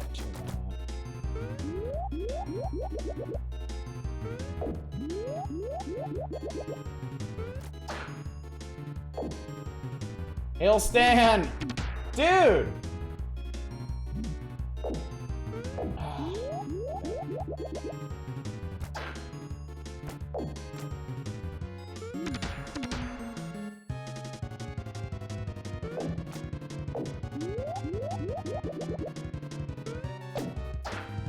He's turning purple. This gotta be a good sign, right? Dude.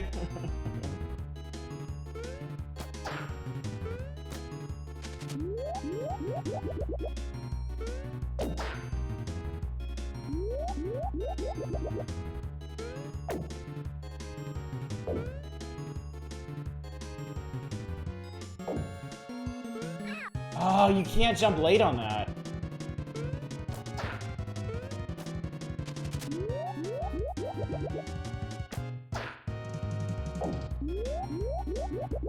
This game is really pissing me off.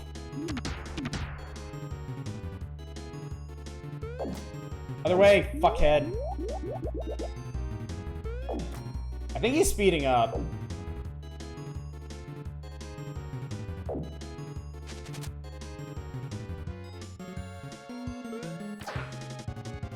Please fucking die.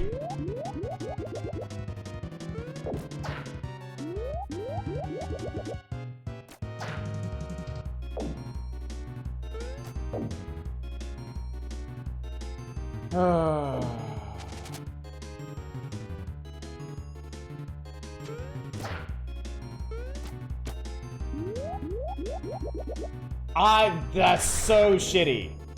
God, I hope you're dead. Okay, that's the real one, right? That's the real one, right? The real one?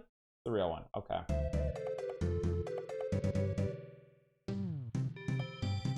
That's it. That's it. That they They just fucking stand there. Like gormless idiots.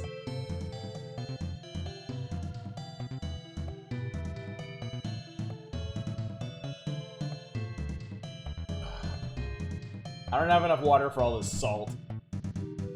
Joan Mac, fuck you. Imagine getting this for Christmas.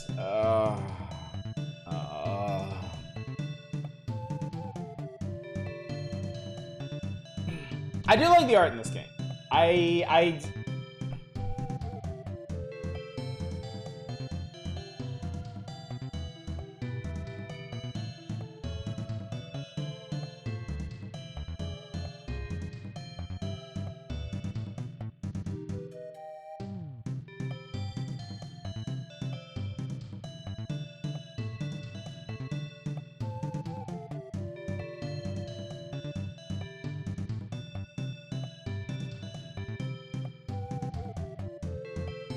was Rocket Knight Genesis only?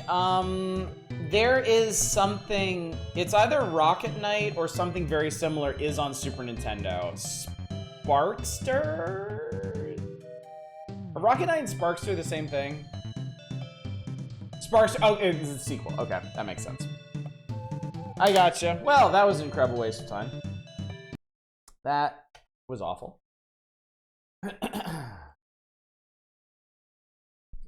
Yeah, I remember reading about it and never playing it. So there's that. Alright, well, chat, I think we've learned a lot tonight. Joe and Mac was a huge waste of time and effort and energy.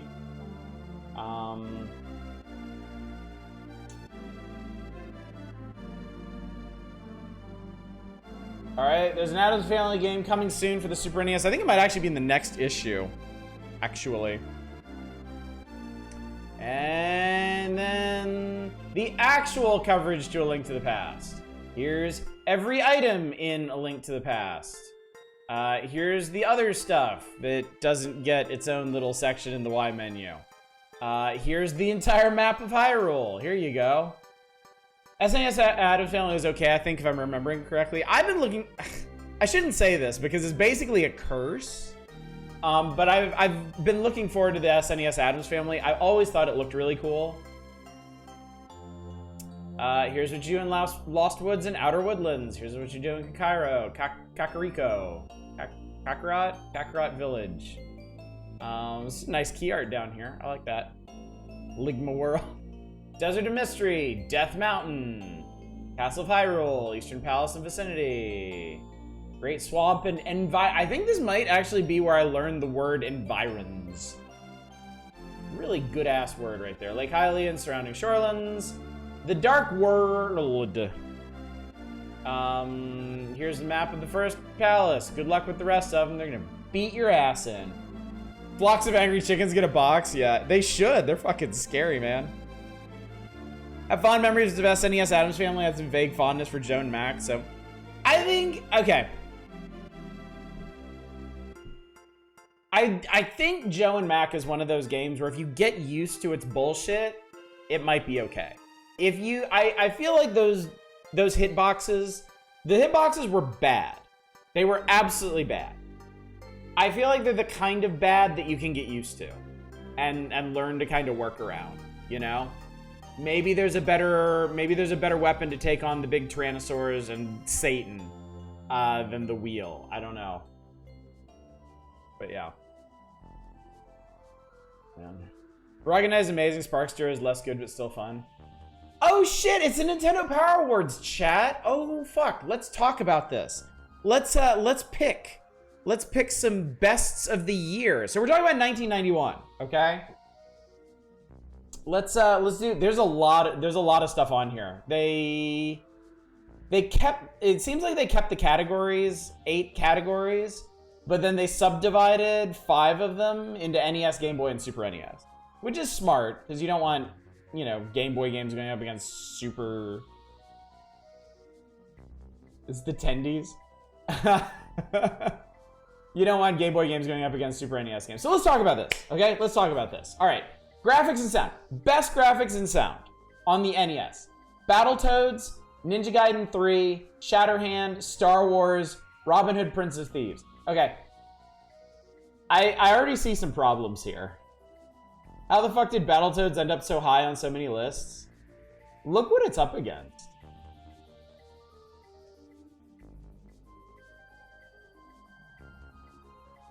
I mean, it's either Battletoads or Ninja Gaiden 3. Shatterhand is not memorable at all. Star Wars has terrible you know what it is. You know what it is. You know what it is. You know what it is. Star Wars and Robin Hood Prince of Thieves have terrible fucking graphics outside of the character portraits.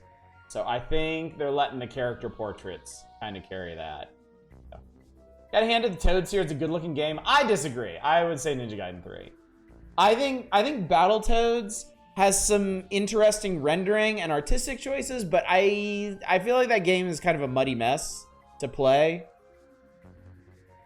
I count stuff like being able to tell like actual depth of scenes and like the distance between jumps as part of the graphics, and it does not do that well.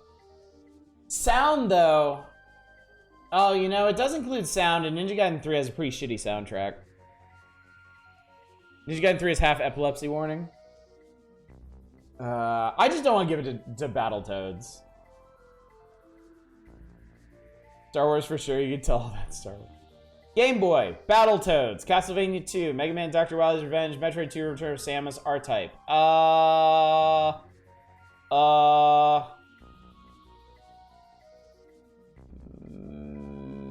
Mega Man?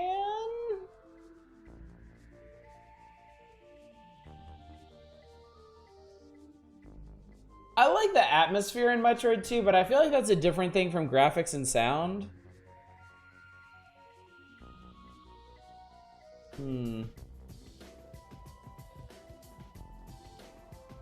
don't know. The thing for me is they made Mega Man on Game Boy look like fucking Mega Man. I feel like that's an accomplishment. Castlevania 2 deserves the recognition, I agree. Sprite work for the Metroids is great. That is true. Yeah. Okay, I'm not gonna argue with Metroid 2 then. Super NES. Okay, this one might be tricky. ActRaiser, Final Fantasy 2, Super Castlevania, Super Ghouls and Ghosts, Super Mario World. Okay.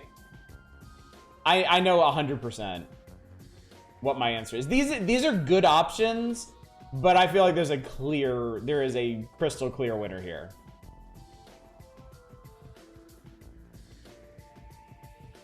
Yeah.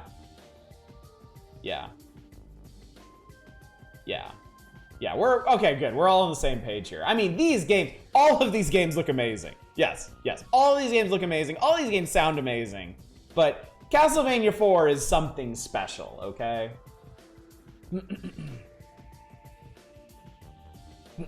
All right, theme and fun. Remember, this one is extremely poorly defined. So make up your own definition for theme and fun. NES, Adventures of Lolo 3, Battletoads, Shatterhand, Star Trek, Star Tropics. What? Star Tropics was 91? God, I guess Star Tropics is 91. Huh. You just realized you got Did you think you had YouTube on in the background or something? What did you think the music was? Gothic where do you see Gothic remake? I don't think there was a Gothic remake in 91. Yeah, I'm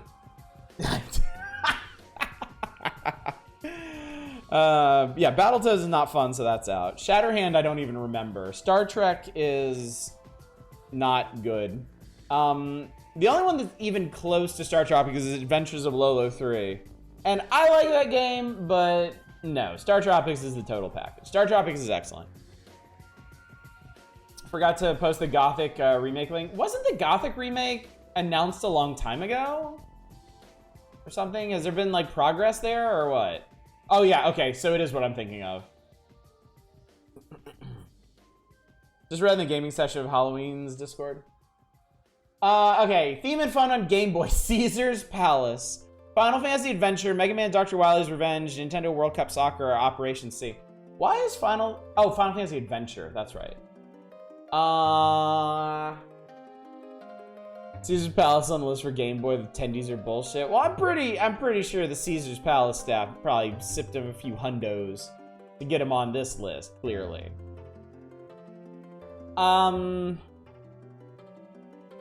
This is one where I feel like it's obvious, but I feel like people aren't going to agree, and the awards are probably not going to go this way either. I feel like this is 100% Final Fantasy Adventure. Like, I love the themes in Final Fantasy Adventure. It's super fun. But yeah, I think it's probably gonna end up going to Mega Man. Probably. People writing Nintendo Power probably might slip them a few ramen cups. Alright, and then I think we're gonna see a lot of the same titles for Super Nintendo, because in 91 there just weren't that many games out. Theme and fun: ActRaiser, Final Fantasy II, SimCity, Super Mario World, Super Tennis. I think this one's gotta go Super Mario World. I think of all these very good, high-quality games, I think it's the most viscerally fun one. I wouldn't necessarily say it's the best out of these games, but I think just on pure fun factor, yeah. Realistically, Super Mario... Well, we're not guessing what's gonna win. That would be a totally different discussion. I'm asking y'all genuinely, what are your picks? What would your votes be in this? Yeah, if we're picking the actual winners, like who's gonna take this, it's gonna be Battletoads. It's gonna be Super Mario World. I feel like Game Boy Mega Man gets a bunch of them too. All right, for challenge, NES: Adventures of Lolo 3, Battletoads, Ninja Gaiden 3, the Rocketeer. Oh, this is NES game. This is NES Rocketeer. Which still sucks. Simpsons Bart vs. the Space Mutants. I've always poorly understood what they mean by challenge. I'm going to interpret this not by the hardest game, but like the one where the challenge is the most fun to overcome, and for me, that's Lolo. That is Lolo. Battletoads is bullshit. American Ninja Gaiden 3 is double plus extra bullshit. Like, this game is trash. If you play the Japanese version of this game, okay, fine. Whatever. But our version of Ninja Gaiden 3 is bullshit.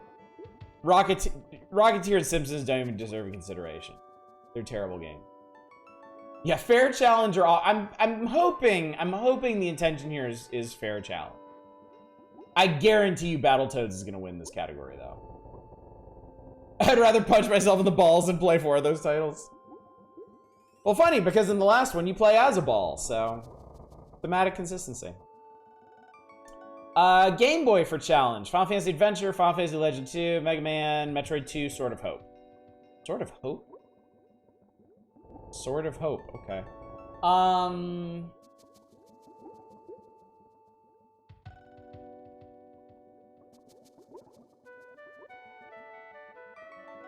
Still amazed Battletoads Arcade is the least bullshit one.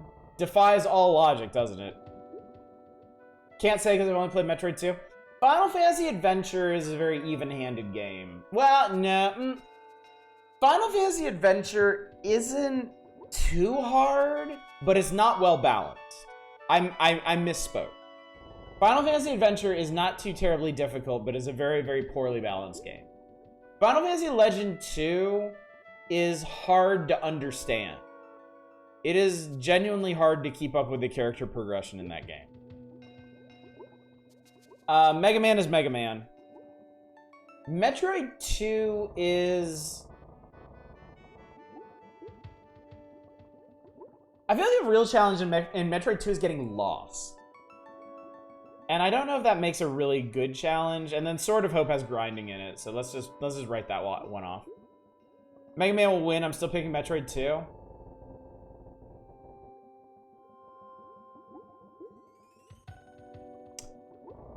I'm kind of tempted to pick Mega Man for this one. I feel like it has the most even challenge out of all of these. Everything else is either weirdly balanced or like the challenge comes from confusion.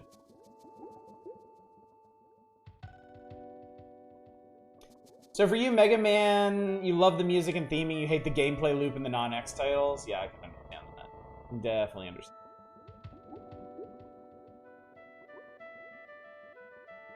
Yeah, this is not Mega Man 2 for the Game Boy. This is Mega Man Dr. Wily's Revenge, which was a pretty solid game. It was pretty fun. Mega Man 2 on Game Boy is a train wreck. Metroidvanias are about mastery. Environment 2's environment works okay enough for you. That's fair. That's fair. I don't think Metroid 2 is a bad pick for this one. You try that? No, I haven't. No. I don't play many hacks or anything in my own time. I usually reserve that for streams. And then challenge on the Super NES. Pilot Wings, Populous, Super Ghouls and Ghosts, SimCity, UN Squadron.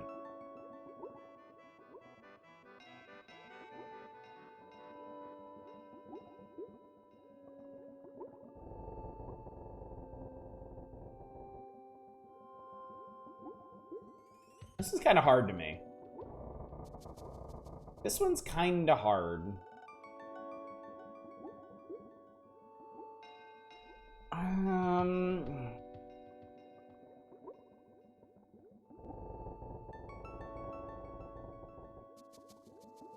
I can't decide if I want to give it to SimCity or UN Squadron. UN Squadron, I have learned to deal with the UN Squadron, and for the most part, it's a well-balanced game. It's got a couple really rough parts.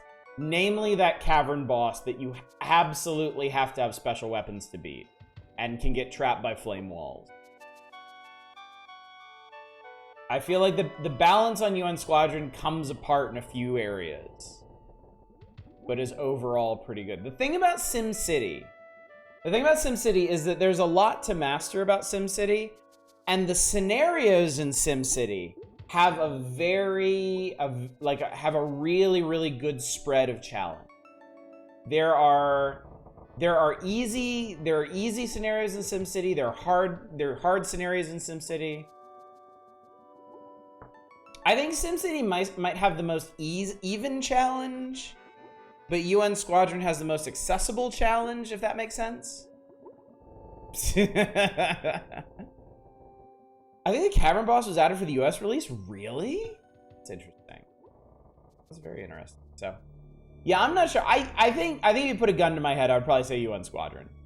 But I would definitely agonize over it.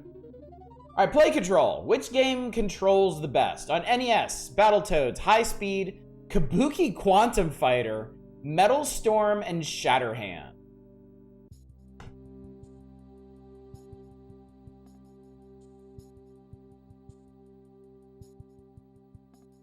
Hey, chat, Turtwig or Chimchar.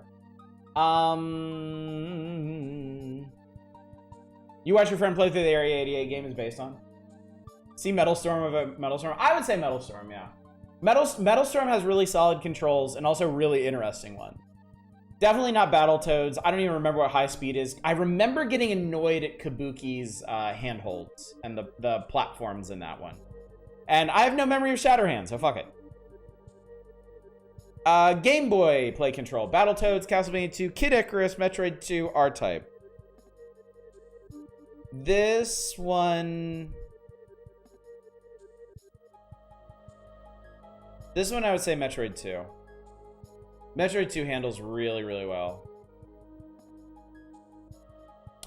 Good call, Fury. Let's revisit Shatterhand, shall we?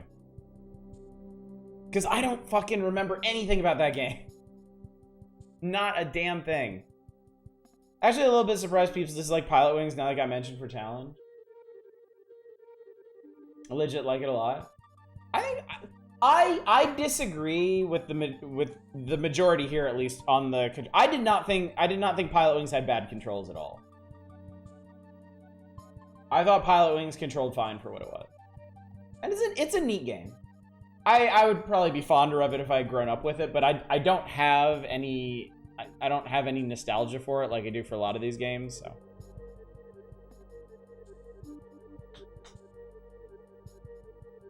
I always give a password for the final level because it's fucking wild. I don't really feel like doing that.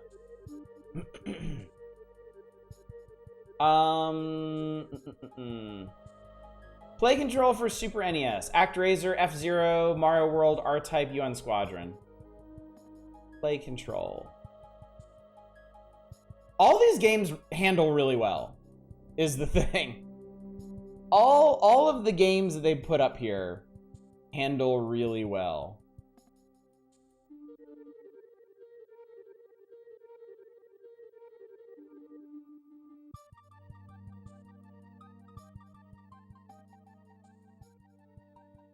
I remember adoring how tight F-Zero was. F-Zero has really good controls. F-Zero has really interesting controls. Yeah, probably Mario World. Shatterhand is a game where you have the drones. Oh, is that it? Is that it? I don't like the acceleration of Mario World versus Say 3. That's fair. That's fair. Still think it handles really well for what it is, though. All right, so best multiplayer or simultaneous on any system. Battletoads, Tecmo Super Bowl, F1 Race, Hunt for Red October on Game Boy, and Super Tennis. Who cares? Really, just who cares? Yeah, let's give it to Tecmo Super Bowl. Fuck it. Who cares? I don't care.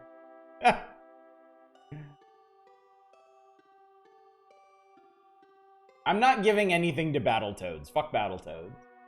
Hunt for Red October on Game Boy is an interesting idea, but I don't know about the execution. Super Tennis might be good. F1 Race might be good. Battletoads for best multiplayer. The NTSC version didn't even work for me. All right, best overall villain. For some reason, they cut the hero one. They cut the hero category from this, but they still have villain. Bowser from Super Mario World, Dark Queen from Battletoads, Dr. Wily from Game Boy Mega Man, Sardius from Super Ghouls and Ghosts, and Zoda from Star Tropic.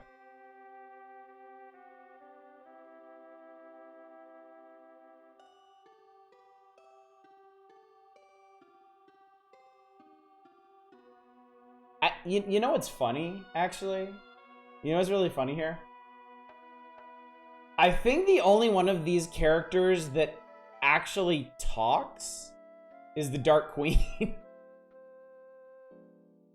I think she's the only one who fucking says anything. I mean, Bowser has a lot of character. Like, I would say Bowser, but I just think that's a funny thing to note. Dr. Wily has the eyebrows. Sardius... Wait, doesn't Sardius tell you fucked up and make you play the game over again? And I don't think Zoda... I don't think...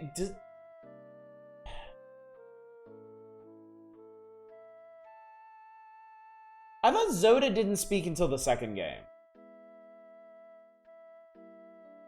Oh, Sardius is like the 3-story tall dude? Okay. He just stands there and vomits lasers at you, doesn't he?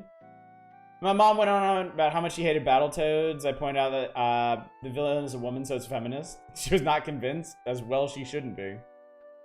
Oh, the princess tells you need to restart. Okay. Yeah, I think this is kind of another who cares category. Now, this one's interesting. Most innovative game on any system. Final Fantasy II on Super Nintendo. Hunt for Red October on Game Boy. Infogenius Personal Organizer on Game Boy.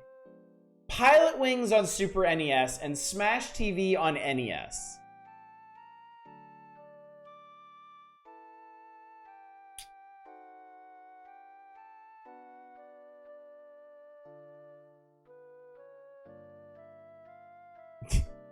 Infogenius Personal Organizer was so innovative, it spawned a long and storied franchise of nothing. Fucking Personal Organizer is a unique idea. Yeah, Final Fantasy IV on Super NES had ATV.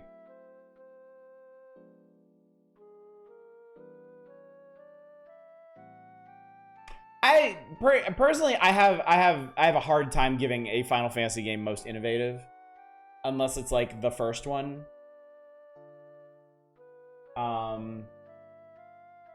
Final Fantasy II on Super Nintendo is definitely a step forward for the series in a lot of ways. I wouldn't exactly call it innovative. I would love to give this to Hunt for Red October because the Hunt for Red October Game Boy game is actually really interesting, but it's also not fun, and it didn't inspire anything in its way. See, we have an advantage here, chat. We have an advantage over the poor schmucks back in 1992 because we can actually see the legacy that these games had. And so yeah, I am actually, you're going for the personal organizer as well? No, I'm going for Pilot Wing.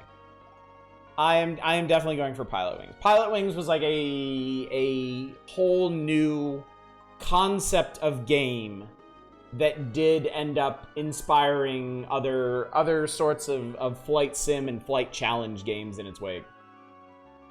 I think a lot of Final Fantasy games try a bit too hard to be different. That started during the PS1 era. I have a hard time complaining about that because the Final Fantasy series could have very easily turned into the Dragon Quest series, and I don't think you need two long-running JRPG series that are basically like trapped in amber with their designs. I actually genuinely like that the Final Fantasy series would throw out stuff that worked just to try something new to see if it also works. Wasn't Smash TV the first twin-stick game? I couldn't say. I have no idea. Robotron was? That is an interesting question, though. Smash...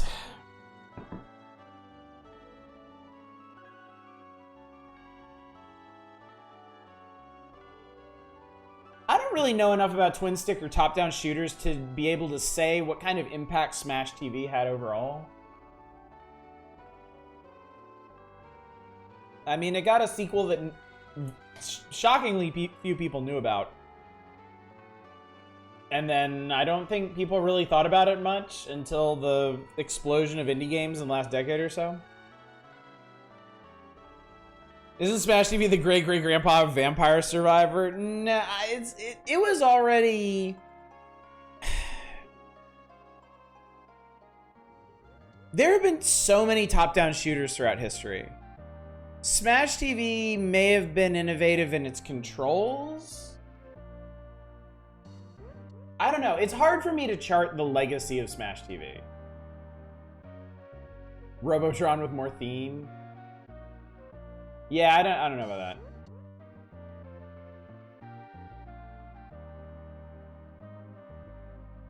Smash TV works way better as an arcade game. Okay with it on console, yeah.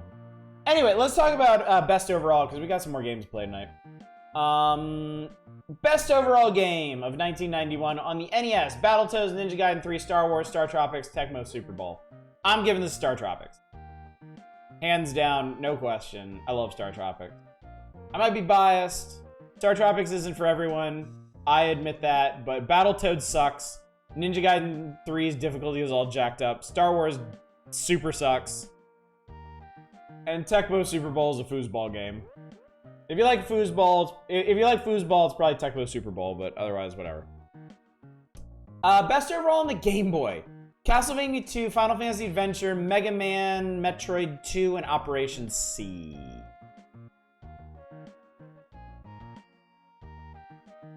I would say Final Fantasy, but I'm also a huge fanboy for that game. I feel like Mega Man probably... I don't know. Because people knew how to fucking play Zelda games at this point. Zelda was not an unknown concept, and here Final Fantasy Adventure was like a Zelda game on the Game Boy. Yeah. Final Fantasy. I was gonna give a little nod to Mega Man as maybe being more accessible, but I think more people needed to try Final Fantasy Adventure. Metroid 2 Return of Samus is a huge game. It is a huge game. It is definitely a huge game. And I am extremely, extremely fond of it, but I am not as fond of Metroid 2 as I am of Final Fantasy Adventure. For Super Nintendo. Super NES, ActRaiser, Final Fantasy II, SimCity, Super Ghouls, and Ghost Super Mario World. I mean, yeah. Do you want to play a truly great JRPG or do you want to play a truly great platformer? I would give this to Super Mario World. This is the one I would say accessibility is the key. Yeah, it's hard to fight Super Mario World on this one. It's just, like, it's there for everybody. Like picking my perfect kitten out of a litter, I love all of them equally. Okay, before we get off this page, let's revisit Shatterhand real quick. Before I completely forget that that's a thing that was requested.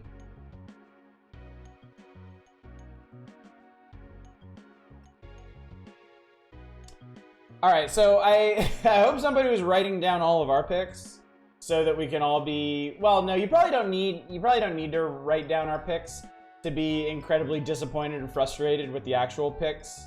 Because it's going to be a lot of Battletoads, I will tell you right now.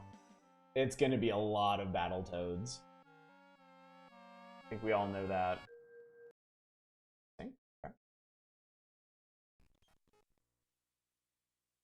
Shatter.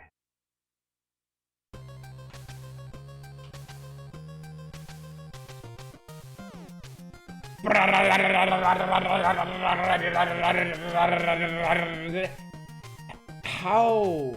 What kind of clip does that thing have? Like, holy shit.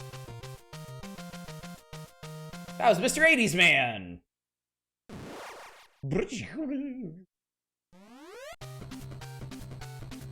Ready. Punching Mans.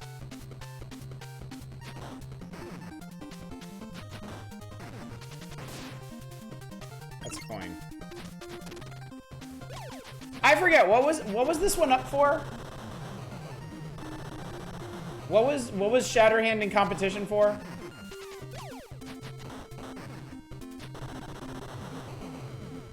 Best controls? No way. No fucking way. Absolutely not. It doesn't control bad, but there's definitely a little stiffness to it.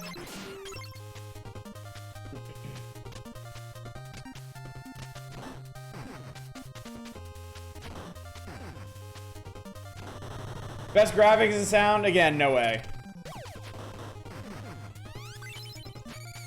Whoa. I got a cool dude.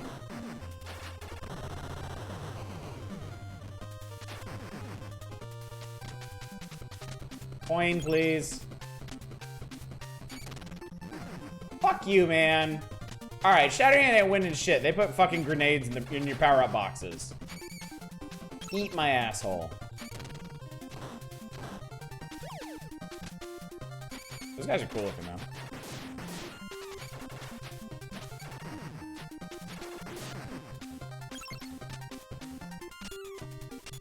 Oh, right. He can hang on to grating in the background.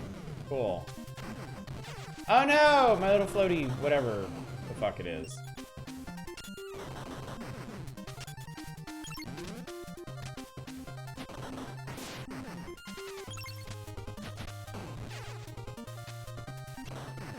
Punch. I like the way stuff goes flying away when you punch it, though. That's kind of cool. Bah. What we got? That doesn't seem very useful.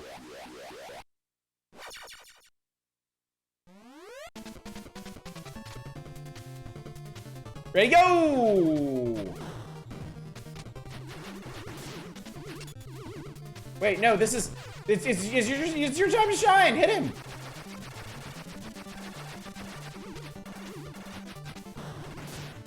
Buddy, I'm right in front of you.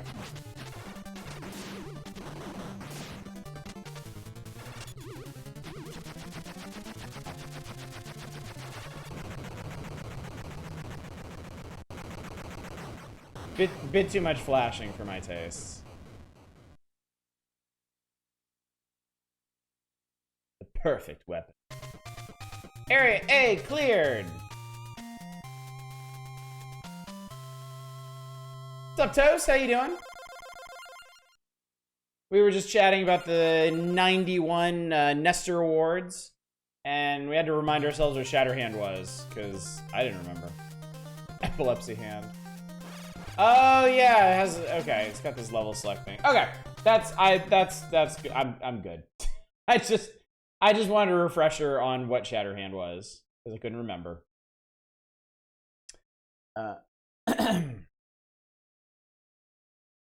Anyway.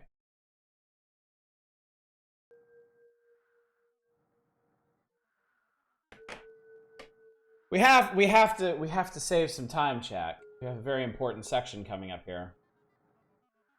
A very important section coming up here. Nestor's Adventures! Look! Nestor's getting into a fight with Napoleon. How do you feel about Shatterhand for play control? No. No. It's got a weird bit of it's not bad, but it's definitely not as tight as what? Definitely not as tight as Metal Storm. Yeah. Yeah, I would definitely give that to Metal Storm. So, this is Rampart. They re-envisioned Rampart as a little game between Napoleon and Nestor. What's Battle Unit Zeoth? We played this. It's a shmup. It's a shmup where you play as a giant robot. It was okay, I think. It was also very, very short. I think. If I remember correctly.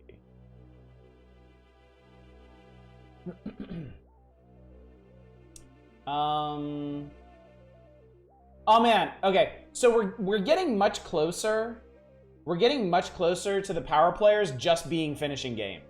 The only ones that are score-based are the two Dr. Marios and Tetris. Everything else, ActRaiser, Battletoads, Battle Unit, Castlevania 2, Draken, DuckTales, Faria, Final Fantasy 2, Final Fight, The Immortal, Clax, Little Mermaid, Adventures of Lolo 3, Ninja Gaiden 3, Princess Tomato and the Salad Kingdom. We found 4 people that played this fucking game. Super Mario World, The Uninvited, and UN Squadron. All of them are just finished. You just write into this magazine and brag about your victories. You had to send photographic evidence. You had to take a picture of your old tube TV of the victory screen or your high score and send it into Nintendo Power. But yes, you could brag publicly about all the time that you put into fucking Draken. Why would you?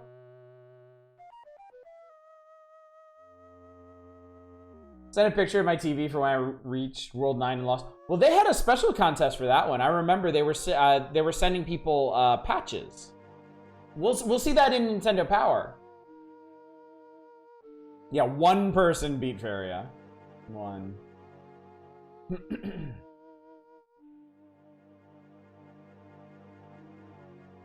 Guess what time it is, chat? Guess what time it is? It's not just now playing, it's George and Rob's now playing. 2 guys' opinions on the latest releases. Our pair of opinionated players have been busy keeping up with all the latest NES, Game Boy, and Super NES releases.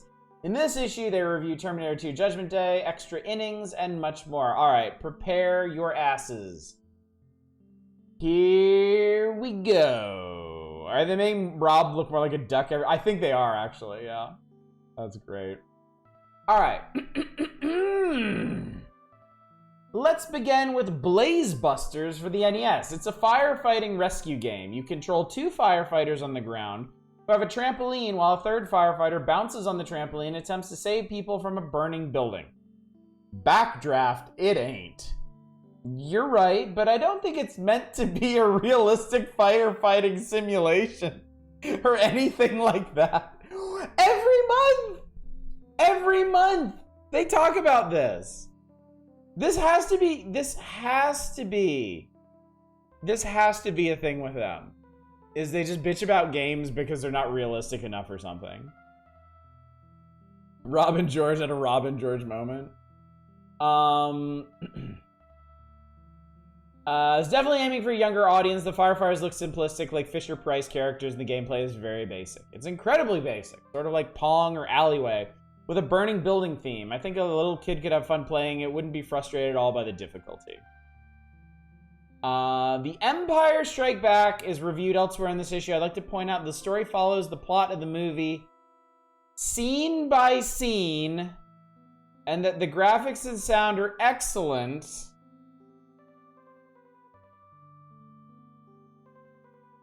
But the play control may take some getting used to.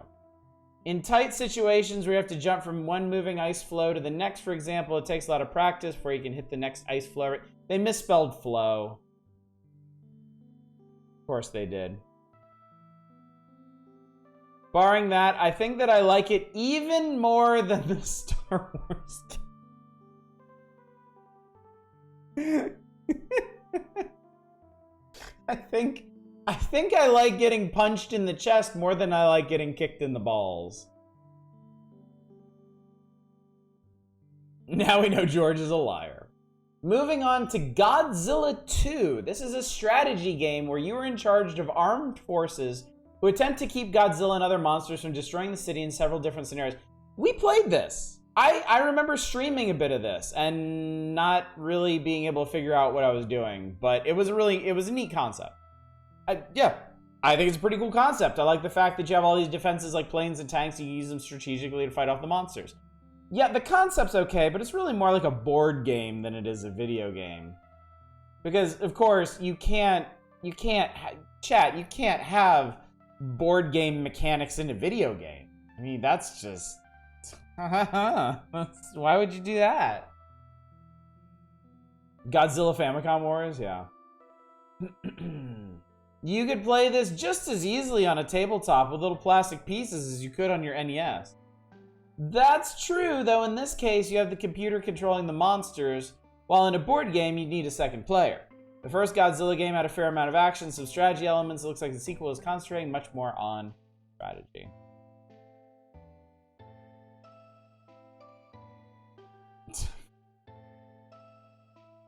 Wait, I don't see Monopoly on here anymore. I don't have to play that. Even before Oddish unmasked himself as George, I would never be able to own up to something like that. For a game that's named after one of the greatest movie monsters ever, I would like a lot more action, a lot more destruction, and gameplay that requires good dexterity. Now, it's gotta come from the magazine. Rules is rules is rules. I'm not playing something just because you fucking feel like it. Super Square Deal made for the NES and Square Deal made for the Game Boy are more or less the same game. They fit in the mold of puzzle games like Tetris, Hatris, and Dr. Mario. In this case, we're dealing with cards that fall into a 5x5 grid, and the object is to match 3 cards the same number or suit. I'm not really a puzzle game maniac, so 1 or 2 games of this type would be just fine for me. They seem to be falling out of the woodwork. I mean, Game Boy basically was a puzzle machine. God, Rob, why are you... I think they should have called this game I read this as Poketris. I was like, Pokemon's not out yet. Pokertris.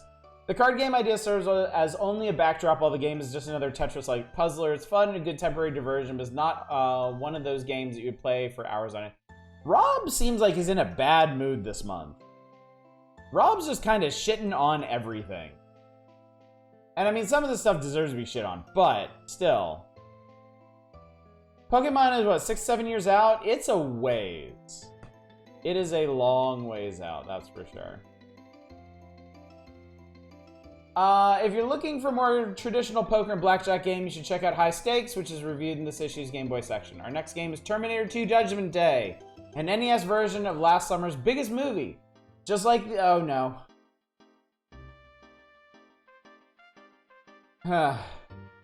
Just like The Empire Strikes Back for the NES, this game is a scene-by-scene movie adaptation. You control the Terminator character as he tries to find and destroy the new Terminator. It's got decent graphics and good action. I think that people who like the movie will be pretty satisfied with the game.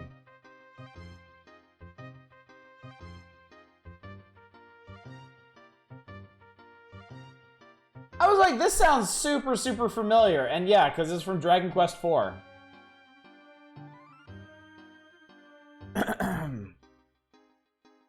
The problem I had with it from a graphics standpoint is that the character is really wimpy compared to Arnold Schwarzenegger. You see a good depiction of Arnold on the title screen. During the actual gameplay, the character you control looks kind of slight. I thought it would have been bulkier. Another thing is that I found it to be pretty difficult in the motorcycle stage. About 3 seconds after you begin, you crash into this wall with almost no chance to react. That's what they got. That's what they got to work with. I suppose you could get some tips from the review in this issue. On to Wizardry 2 Knight of Diamonds, which is part of the popular series of Wizardry PC games that is being adapted to the NES. Like the first Wizardry game for the NES, I'm sure this one is very deep and challenging, though I'd only recommend it to real, hardcore role-playing game fans. It's a lot like Dungeons and Dragons, and I think you really have to be into it in order to enjoy it. And since the viewpoint is first-person perspective, you'll get lost very easily unless you make pretty good maps and notes. It's not really a game that you can just sit down and play without getting really involved. I feel like this is all pretty legitimate criticism, right? Rob made it further than I. Shut up, you. Shut the fuck up. Yeah, I saw Shadows mention that earlier. Somehow George and Rob kind of have a point on Wizardry 2 being okay, but for hardcore RPG peeps, you have to put a lot of effort into it. Yeah, that's definitely legit. Remember though, just throwing out the reminder, you do not at any point have to give it to George and or Rob. You can happen to agree with the points they stumble blindly into, but... look at the Game Boy lineup. There's a puzzle game called Pop-Up. You guide a bouncing ball through obstacle courses, picking up helpful items along the way. I think it's a good game. It's fun and challenging, but I think it could use a help feature. So if you got stuck, you could get a few pointers. Didn't he say something like this about like Boxel 2 or something last month? In one of the early screens, for instance, there's a brick wall in the way with seemingly no way to pass it. I could have used a tip on how to get around the other side of the wall. The impression I get here is Rob gives so few shits about wizardry, he can't even find anything to complain about. Actually, oh god. There's an item which allows your ball to break through the wall. I didn't find the game to be too difficult because every item you need is there on the screen. As long as you know what the items do, you can get through pretty easily.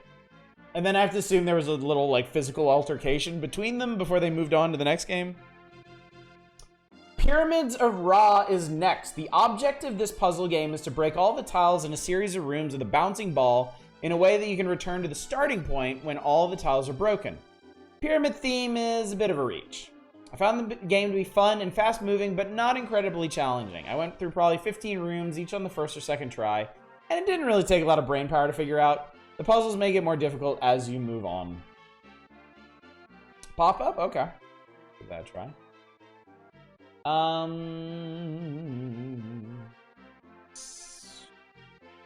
Down here.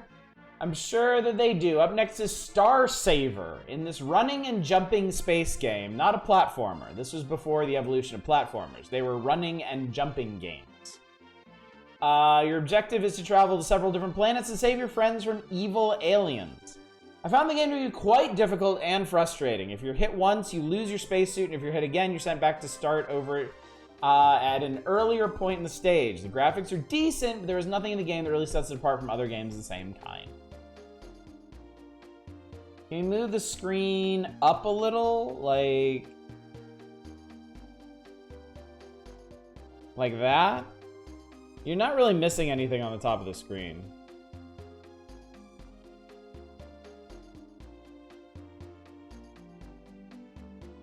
Okay. Live over here. We go from Star Saver to Star Trek. This new adventure is split between Enterprise piloting action scenes and planetary exploration with Captain Kirk, Mr. Spock, and Dr. McCoy. I'm a big Star Trek fan. All right, Rob. And I was excited to pop in this game pack and hear the opening strains of the Star Trek theme. The story is that there is a planet destroyer somewhere. This is the biggest paragraph in this entire feature. Rob just fucking went off on Star Trek. Stories that there is a planet destroyer somewhere in space, and the Klingons have a machine that can defeat this creature. What you have to do is get the machine from the Klingons and then go after the planet destroyer. The introduction of the story takes place in the ship's bridge. Immediately after that, you go to this view of nearby space. You have to chart a course for the Enterprise. It's this planet through various dangers. At that point, the game was a bit of a letdown for me.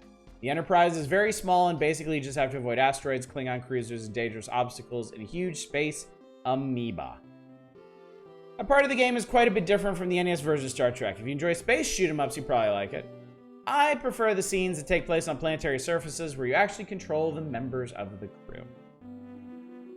Before we move on to Super NES games, we should mention that the InfoGenius line of game packs is expanding with a German language translator. It works as kind of an electronic book, translating both from English to German and German to English. I can see how it could be helpful if you're traveling in Germany and would like a quick language reference. There's also an InfoGenius Japanese translator on the way. Yeah, just fucking whip out your Game Boy in the middle of a situation and get it to translate for you. Perfect. Our first Super NES game up for discussion is Extra Innings. You and I have played 2 Extra Innings games, and unlike a Rampart rivalry, I've actually won a game here.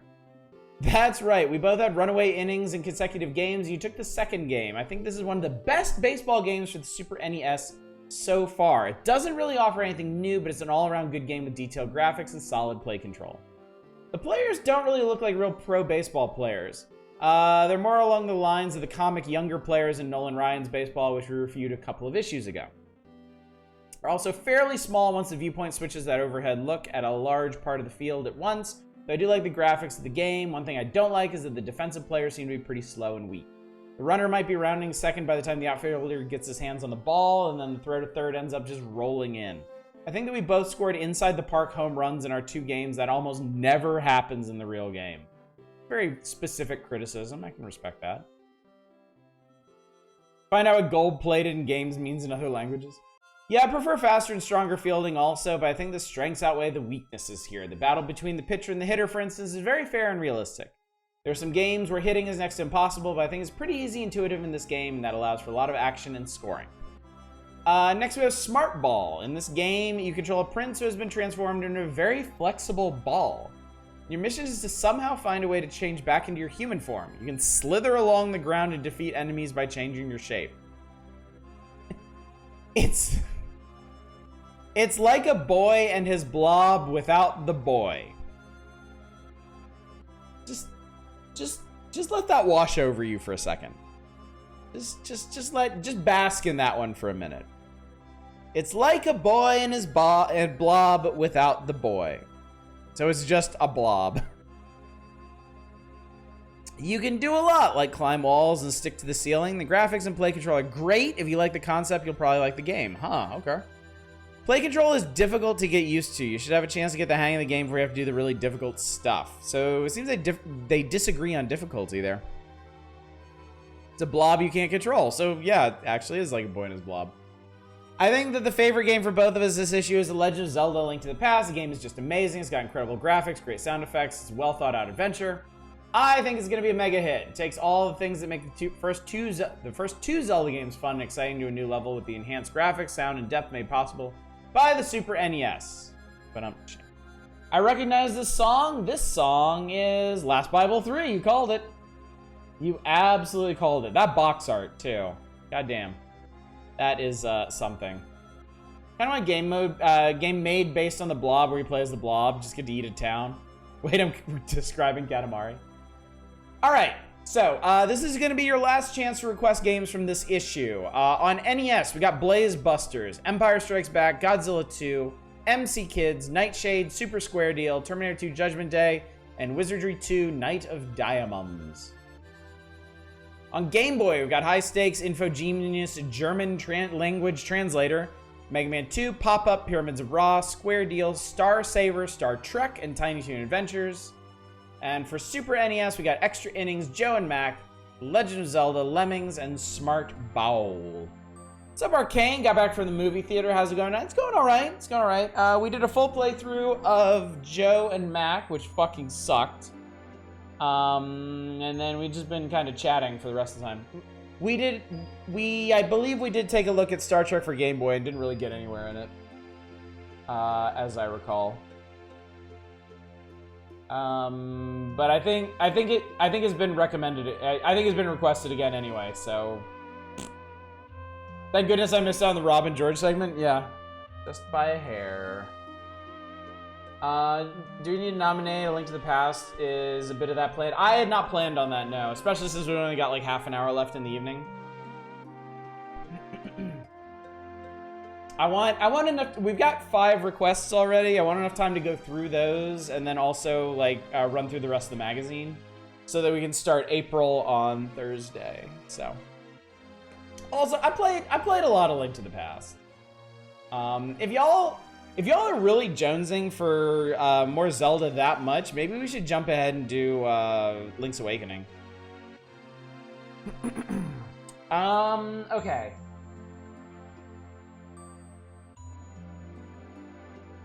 Looks like y'all requested 1 Super NES game and the rest are Game Boy, so I'm gonna go ahead and do Smart Ball first, I think.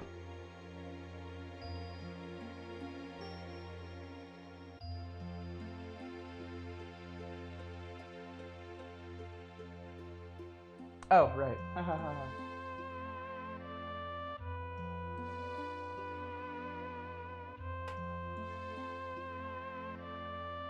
You requested an NES game?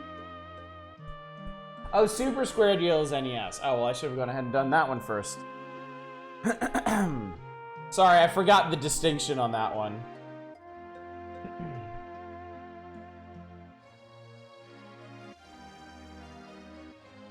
God, I'm getting controller spaghetti.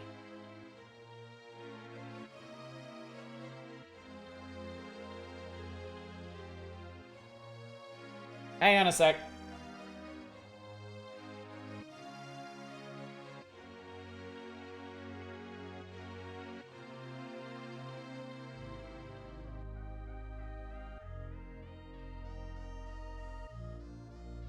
My God.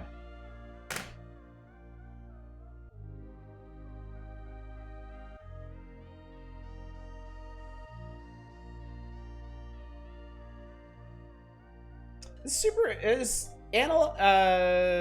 NT is kind of ornery about how carts sit in the slot. Really starting to annoy me.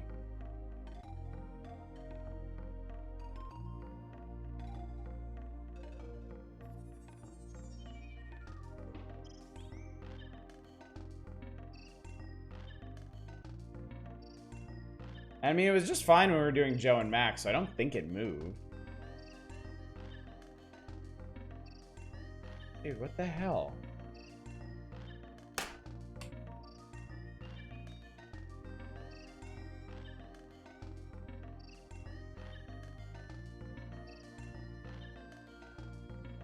For some reason, cartridges sit really loose in that one.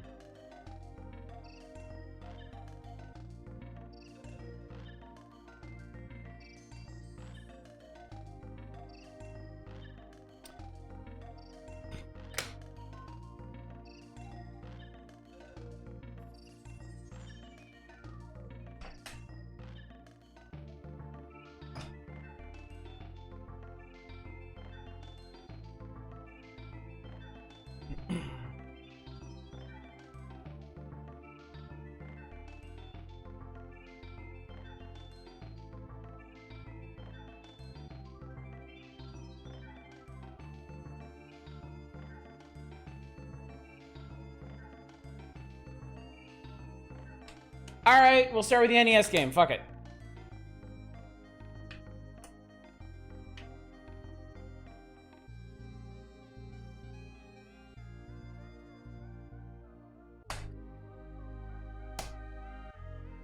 And I'll do the Game Boy games next. I'm sorry, are we having a problem here? Yeah, fuck it, we're doing it live.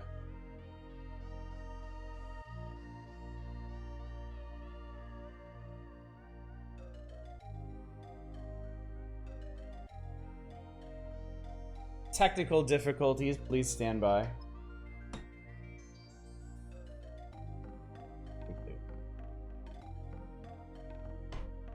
God, now my monitor's acting up.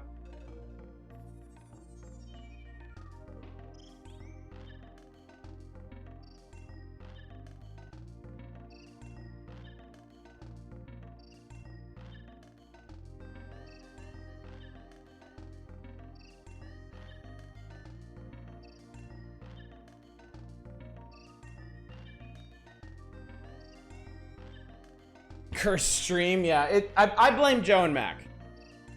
I blame Joe and Mac.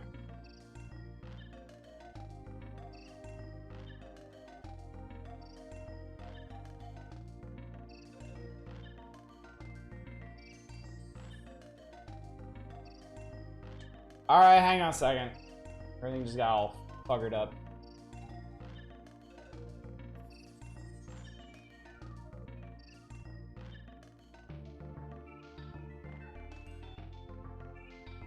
Christ, man. Okay. At some point, things are actually going to function. I have faith. Maybe I shouldn't, but... Which version of Link's Awakening? Regular DX, the still $60 Switch one? Not sure.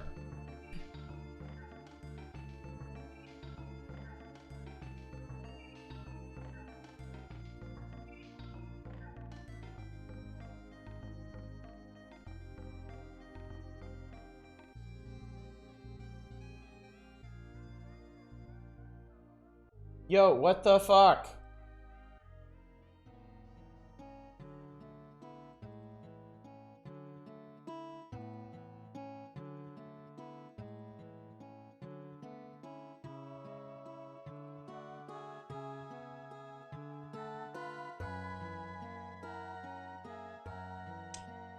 DX, the Switch one looks nice because it removed the grid it spoils. Some of what's supposed to be hidden and kills the pacing.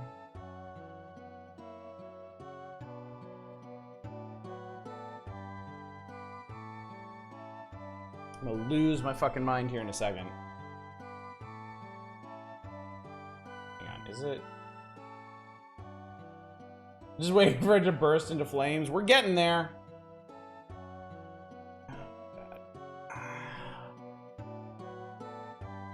Hang on.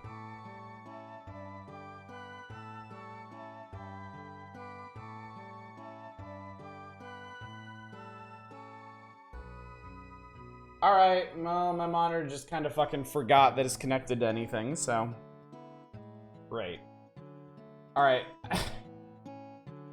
Alright, there is a... We can make this work. This will still technically work, but man. A cluster. Alright, let's see, we're gonna do... What the hell are we gonna do? What are we gonna do?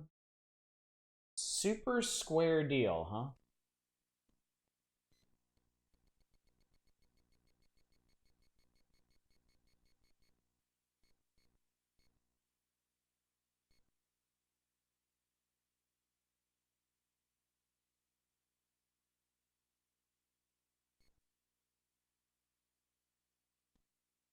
I don't see it. Sort it in here.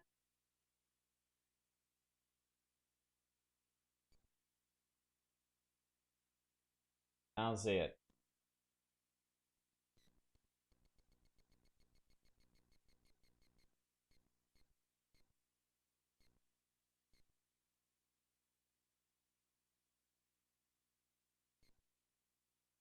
It doesn't exist. Unless maybe it somehow got sorted as square?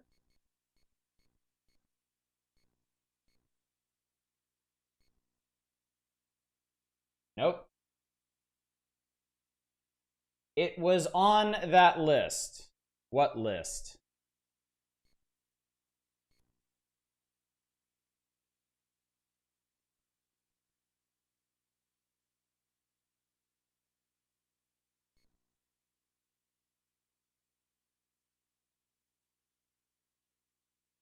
Yes, it was on the magazine's list. That doesn't actually mean it came out, as it turns out. We've had a number of things show up in the Now Playing that didn't actually now play. No, I'm not just gonna fucking play random games because you feel like it. Anyway.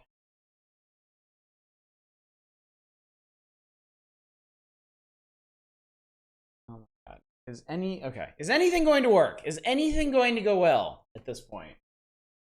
Who can say, really? I can't even play shit on my monitor. Ash only plays random games for Jesus, yeah. If it was a Bible game, that would be different.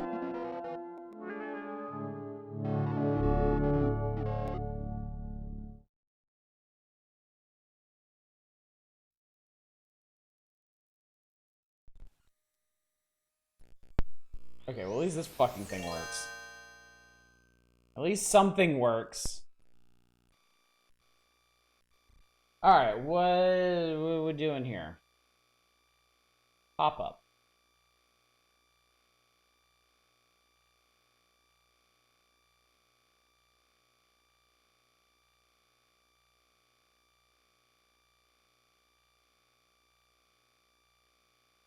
What the fuck? Why does nothing exist? Did this get sorted into Europe? There it is. Okay, I got sorted into Europe for some reason. Why do I do this, chat? Why do I do this to myself?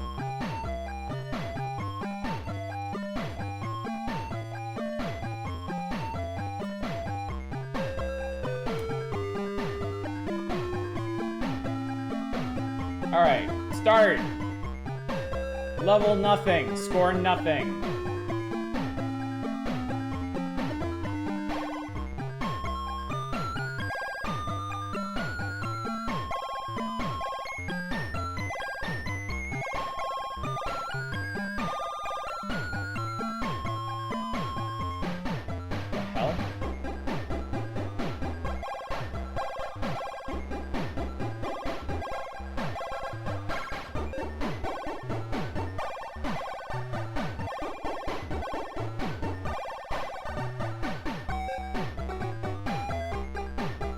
Sorry, how exactly you want me to get to that exit?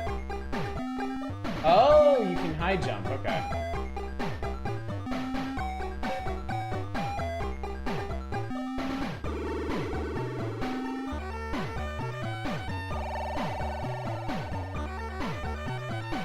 What?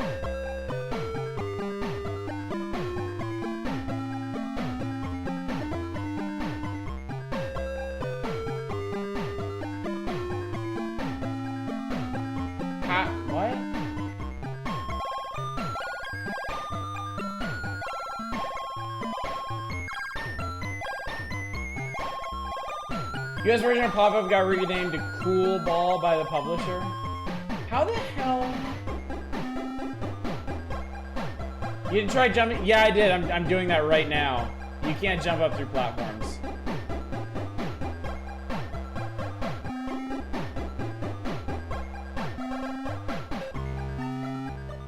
That's as far as I can get. You jump over a platform. If you can, I haven't figured out.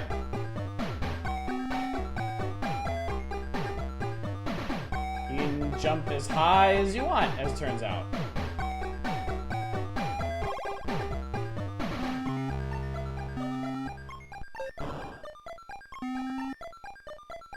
Do you remember?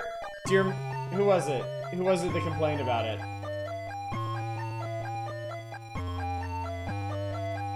In one of the early screens, for instance, there's a brick wall in the way with seemingly no way to pass it. I could have used a tip on how to get around to the other side of the wall.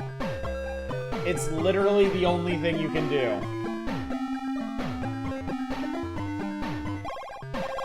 Oh, shit. Okay. Oh, that's kind of cool, actually.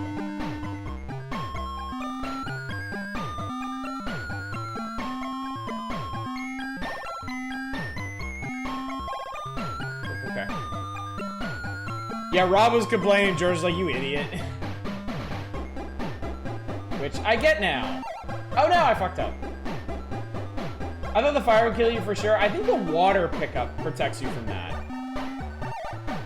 Okay, this is kind of hard.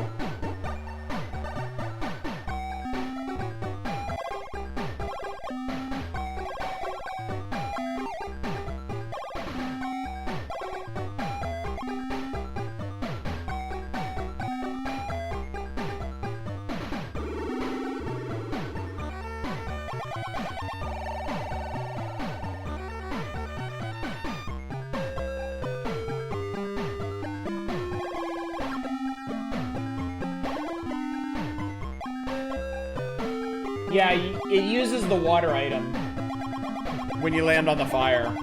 So I guess all those items on the right. Wait, what the hell is that picture?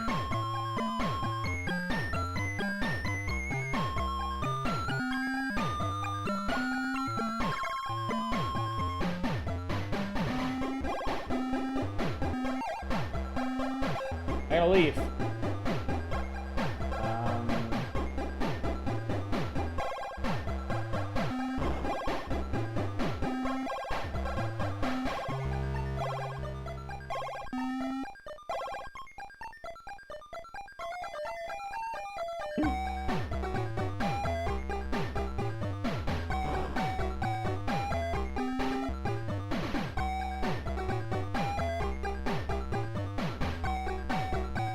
Stuck. You can't do anything. Probably play the PC version for better, different sound. There's no way off. It's a trap.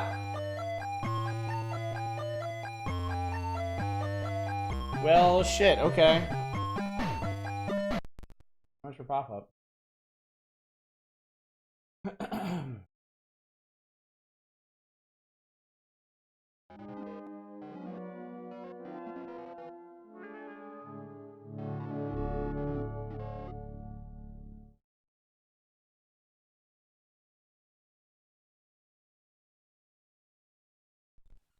Now I'm starting to wonder if maybe my FX pack was working okay and it was my monitor that just wasn't showing it. Because it seems to be fine with the Super Game Boy right now. So we're doing Star Trek, huh?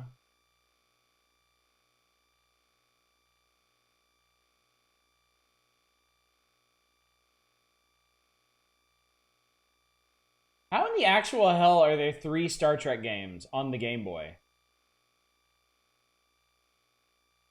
2 Star Wars games, too. I guess it's 25th anniversary? Yeah, 1991.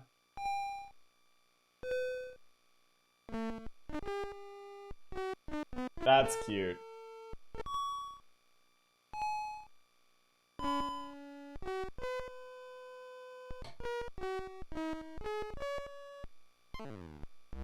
Yep.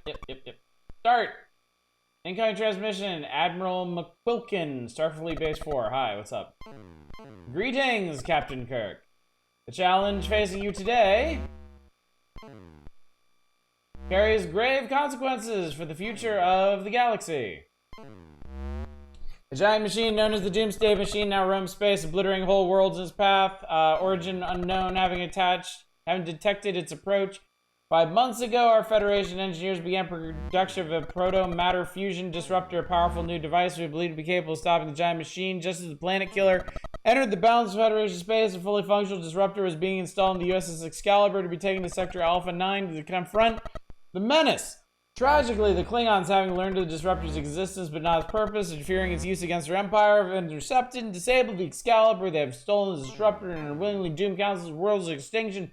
Preliminary investigations revealed that the Klingons, for the purpose of security, have disassembled the disruptor and hidden it on 12 pieces on 3 separate worlds. Why would they do that? Why would they do that? Missions recover the disruptor and stop the planet killer. Okay. Zeta Buddhist is the... There's a planet called Zeta Buddhist.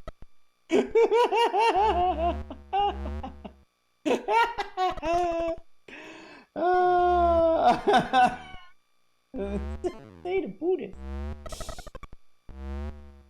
The best place to start your search. I bet it is. Good luck, Kirk. Generating navigation map. Oh, hello. I'm controlling things. And I guess we're flying through a rock now. Entering asteroid field. Yeah, we're on a Buddhist call.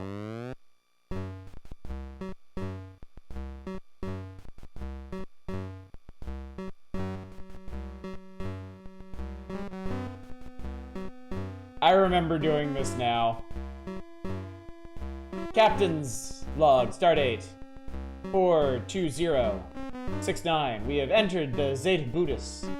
Nice. I hit a warp zone. Pew, pew. Set phasers for fun, everybody. Woo.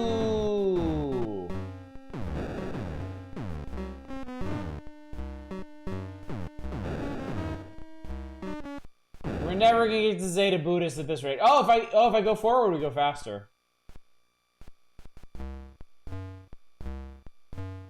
That's great. If you go to the very front of the screen where you have 0 reaction time for stuff happening, you can go a lot faster. This is cool.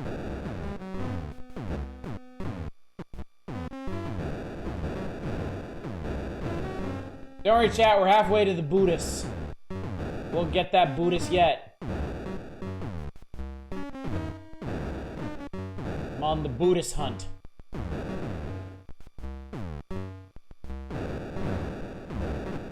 Yeah, we got 3 photon torpedoes. I accidentally used one because I didn't know which button did what. Oh, God! Oh, warp. Woo. This is a dense-ass asteroid field to be taking something as big as the Enterprise through.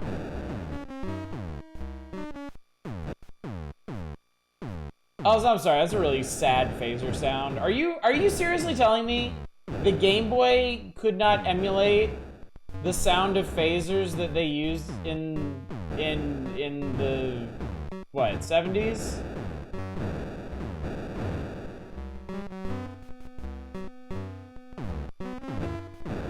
By the way, I need to mention something about play control. Oh, it's gravity.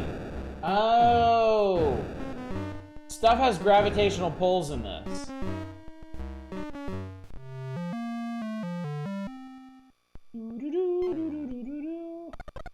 No, don't hit the rocks again. Oh my god. Oh my god. Space Amoeba directly ahead.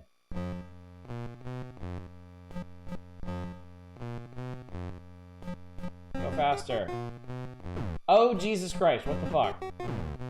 Why are we flying into a Space Amoeba? Go around it! Oh, this sucks.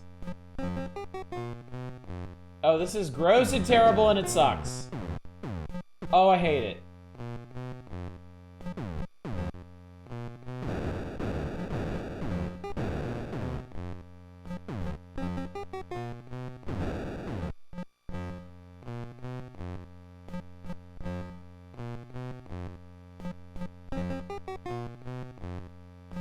These stages are so long, too. No, I missed the warp zone! Oh, no, I didn't. How do you go to warp inside an amoeba and still end up in the same amoeba? You wanted the Buddhist, so we'll have a look at what's happened as a result.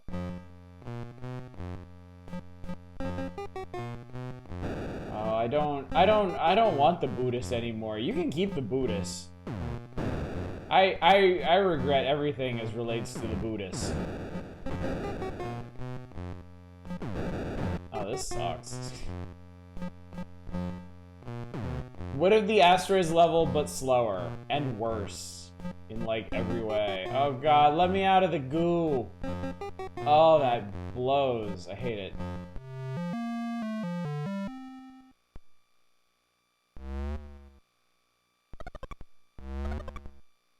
We have to do it.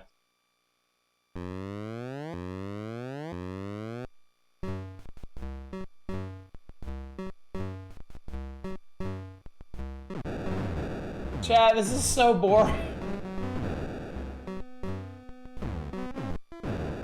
Chat, this is so boring.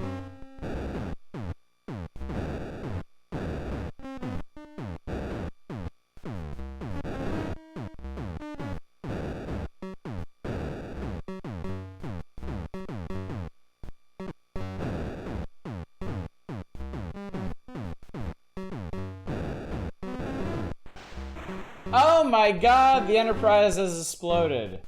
Oh no. What an incredible tragedy. How terrible that is. All right, we got one more thing on here, and I guess we could do it. Why the hell not?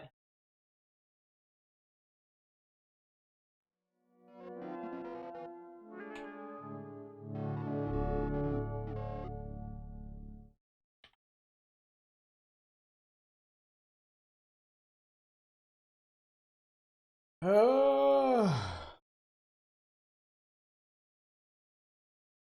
sure we get our audio set. We can enjoy the Infogenius language translator to the fullest.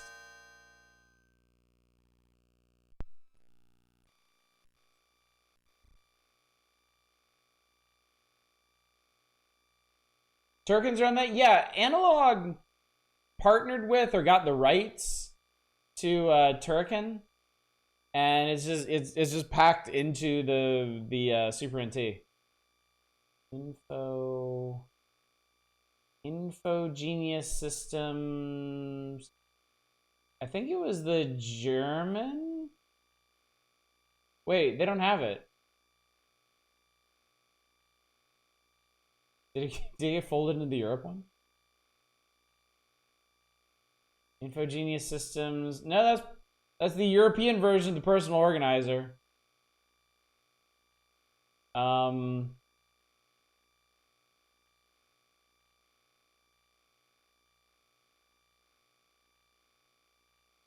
Notable absence of the Japanese translator. They said it was coming like next year. Maybe it didn't actually happen. Let's just go into the French one. It's close enough, right?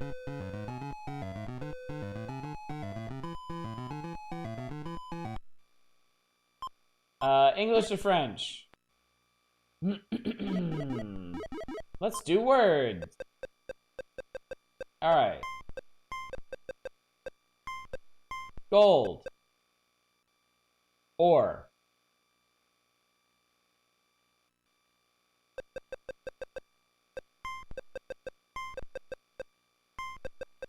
Imagine being in France and trying to order food and being like, wait, s'il vous plaît, and doing this to try and figure out how to say what you want.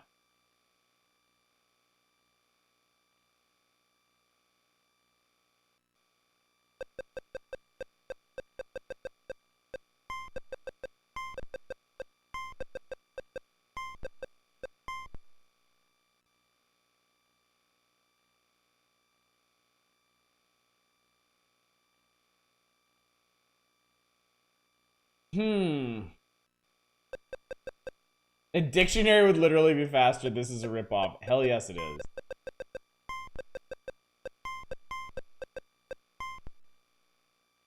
I think it can't handle... It can't do game. It do game? Okay.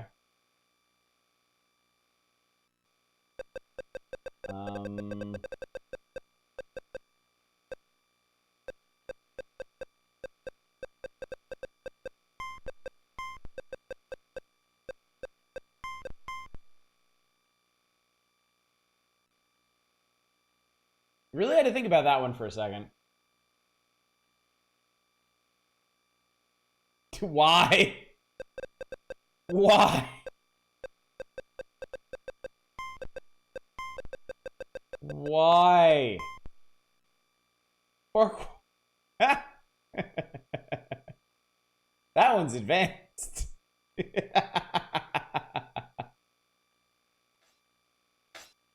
Oh my god. Okay, I think that's enough, right? We're good, right? We're good. Oh wait, no, I have to leave this up while I'm doing fucking tech support on this fucking thing. All right, let me see if I can actually play Smart Ball. Let me see if Smart Ball is a thing that I can truly play.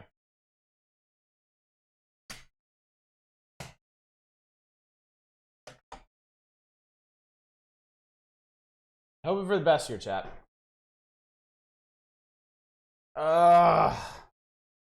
See, we learned something. Amazing.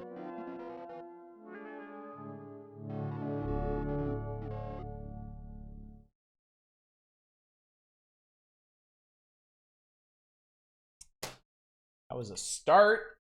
That was progress.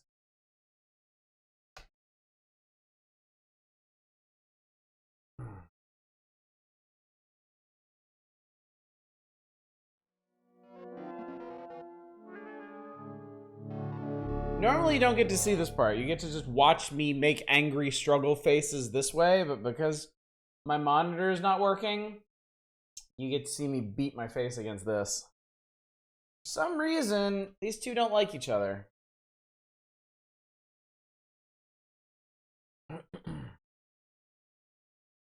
Why was it in Robin George? They said, before we move on to Super NES games, we should mention that the InfoGenius line of game packs is expanding with a German language translator. It works as kind of electronic book. I could see how it could be helpful if you're traveling in Germany and would like a quick language reference.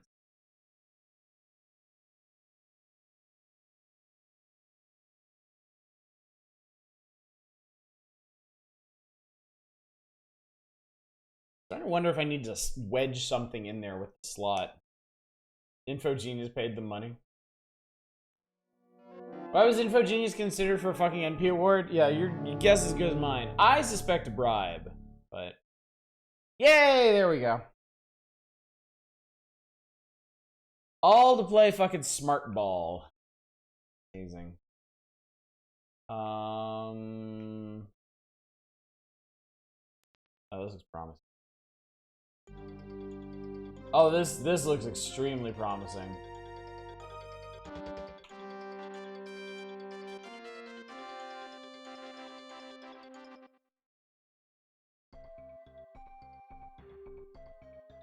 Okay.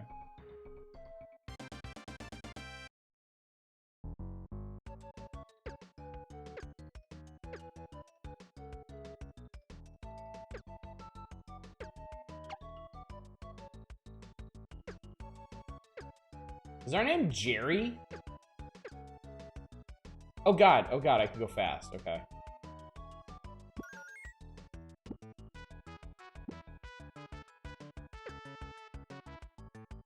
I'm sorry, what is going on below us? Oh god, oh, okay, that's a good thing. Okay, I can stretch up. Press an E.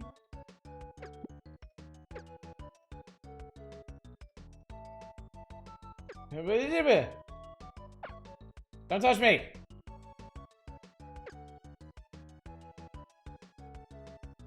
That's pretty funny. Oh, wait. Ah, okay. Holding that button lets you cling to things. Okay. Wait. Oh. Yeah! No! No, not Jer! Jer, I'm so sorry!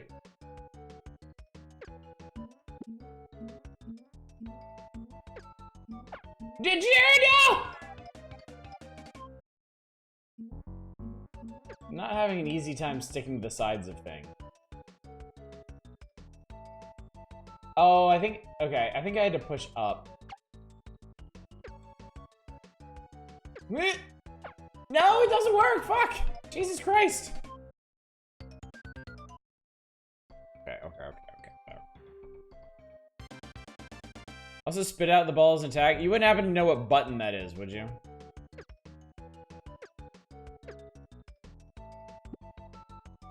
Oh, it's the top button. Okay. Got it.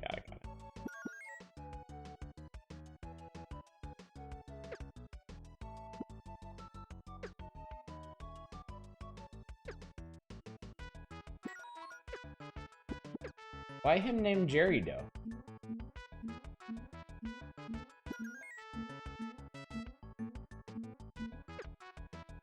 Hey.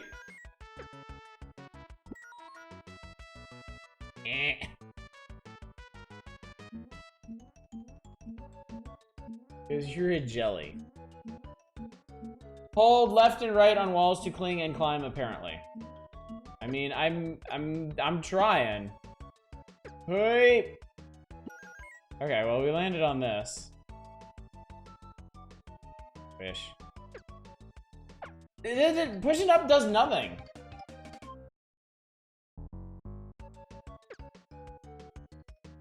Pushing up makes me stretch like that.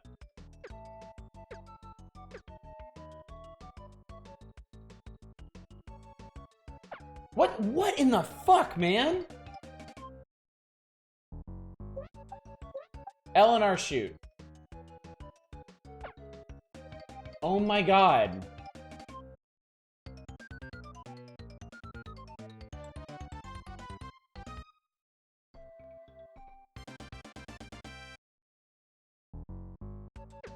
Not a fan, chat.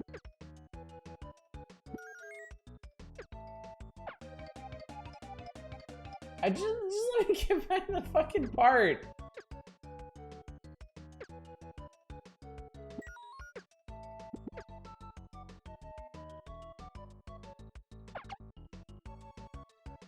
Okay, so you have to be holding Y. And then you can stick to walls, apparently. But I've been holding Y.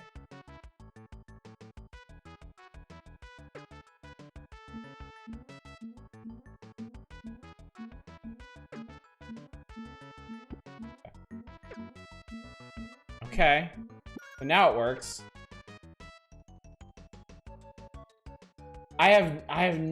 I genuinely do not know what I did differently there that I wasn't doing before. I was holding Y, I was pushing against it.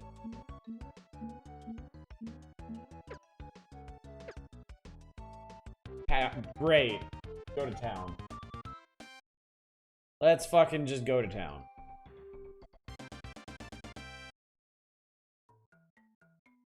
Whoa, what the hell happened here? Oh god. Why is everybody such a fucker in this game? Look at all this bullshit.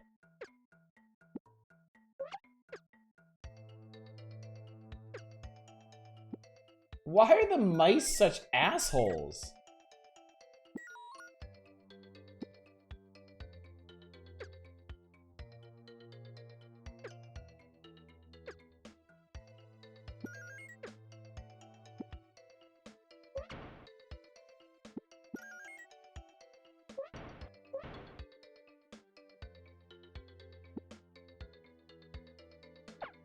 There's those little fucks.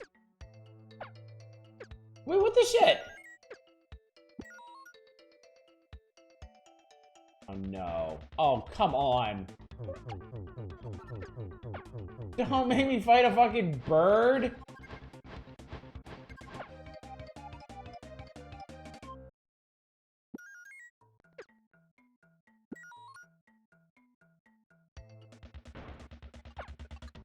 Even the rocks hurt you.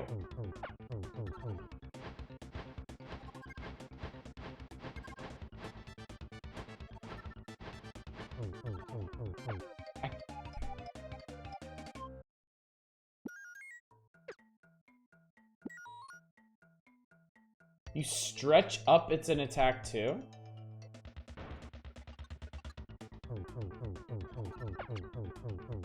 Okay, apparently.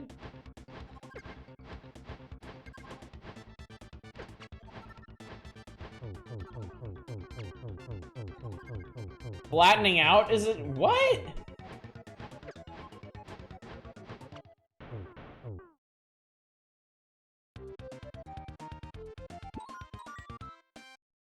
What in the fuck?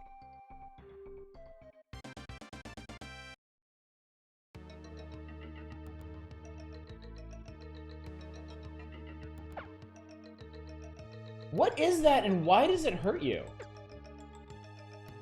Okay, sure.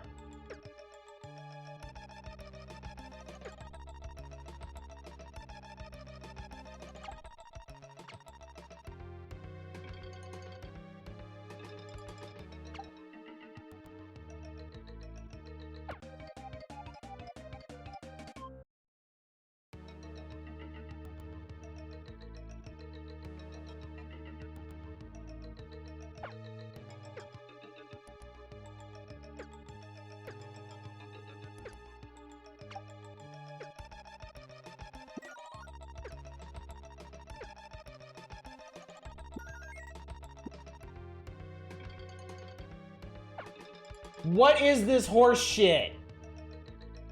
What is this absolute fucking horse shit? I hate it.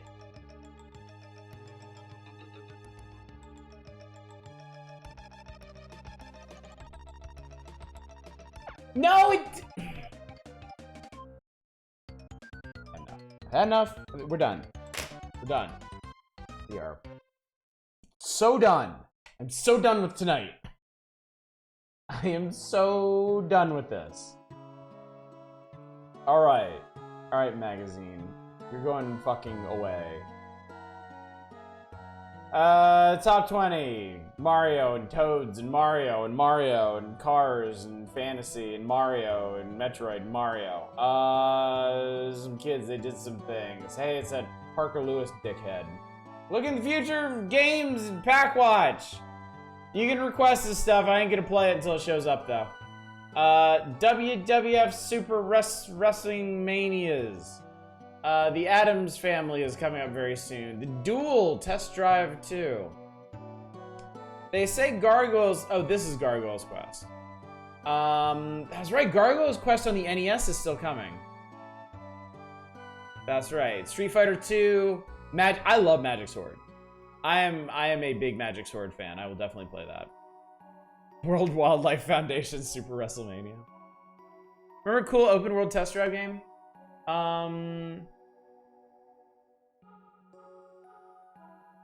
Yeah, no, we can check this out when it comes out.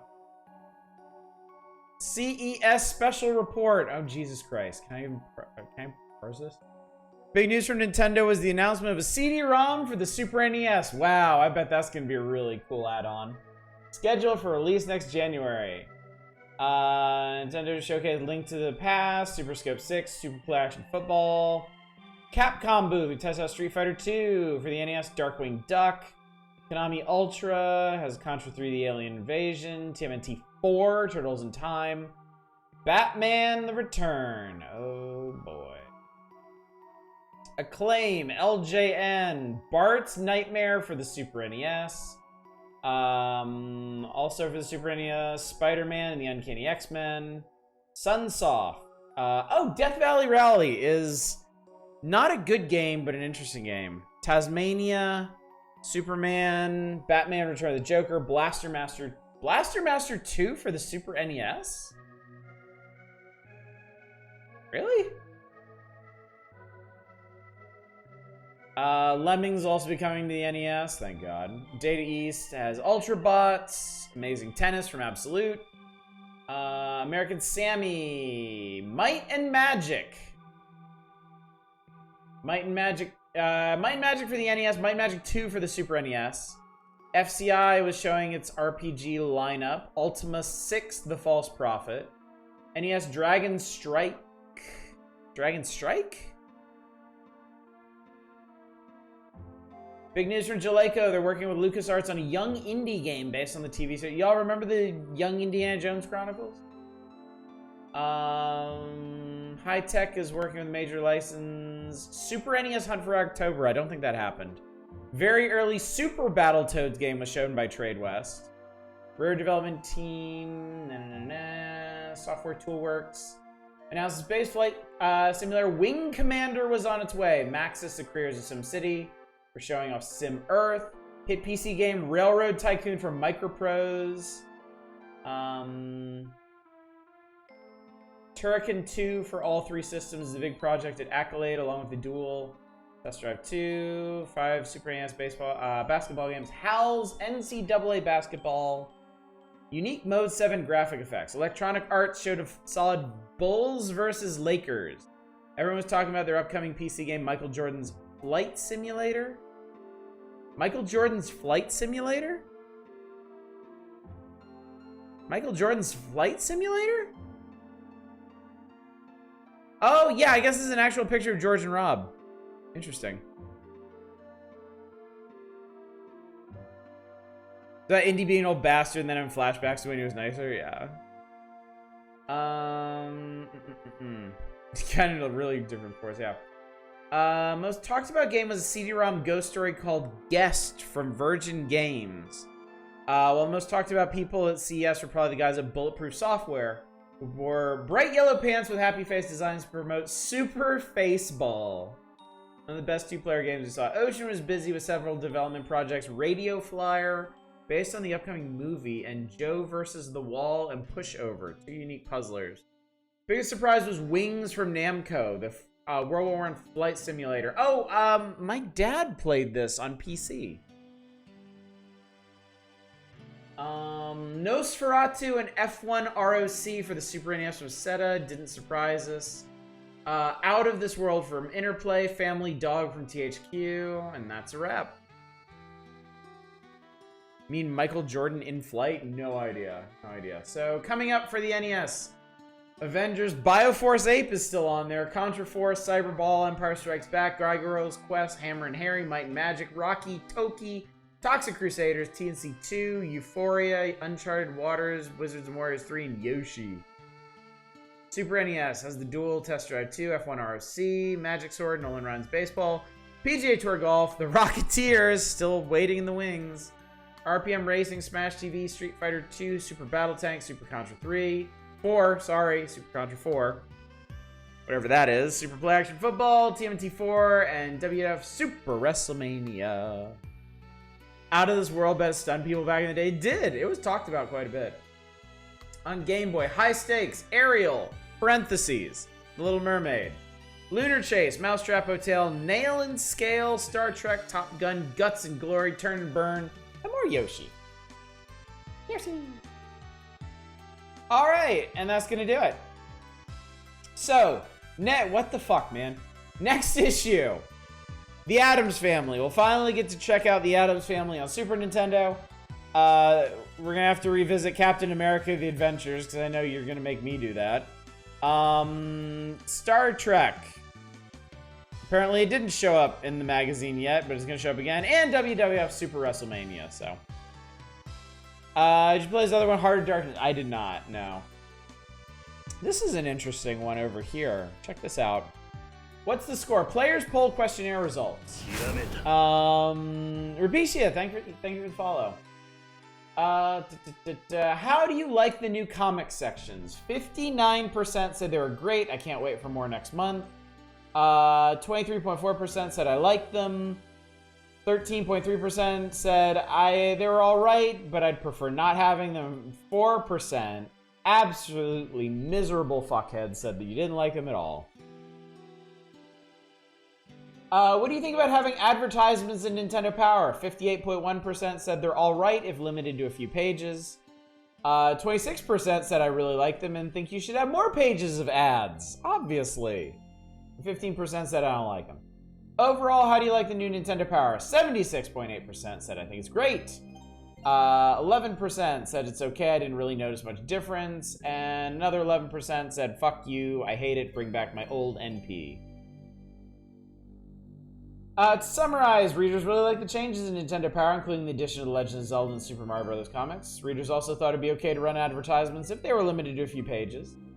Results were tallied from a random sample of approximately 23,000 responses. Thank you for your input and continued support. Thank you for being here, Nintendo Power, even if you hurt me sometimes like you did tonight. And that is gonna do it for March of 1992, chat. Well, this has been an adventure.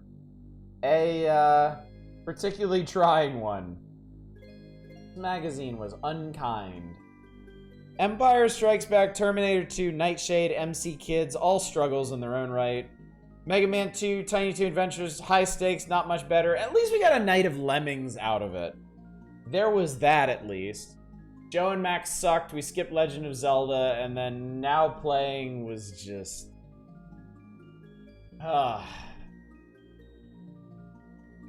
Anyway. Lemmings is without question game of the issue. Yes, I definitely had... I mean, if I hadn't already streamed Legend of Zelda a bunch of times, like, that would obviously be it. But barring that, Lemmings was definitely the standout, so. Anyway, chat. We've survived another issue. We did play it. Last issue. Because y'all requested then, too. We did it. We survived. That's what's important. So.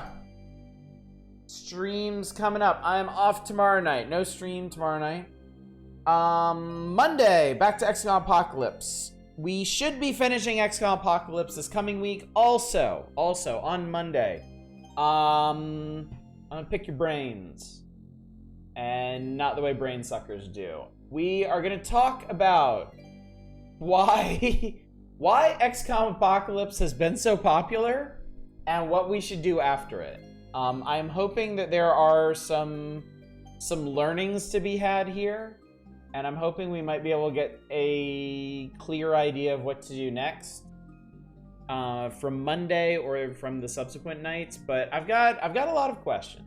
I've got a lot of questions about what you like about XCOM Apocalypse or what you don't, though I assume most of the people that show up for XCOM Apocalypse actually like watching.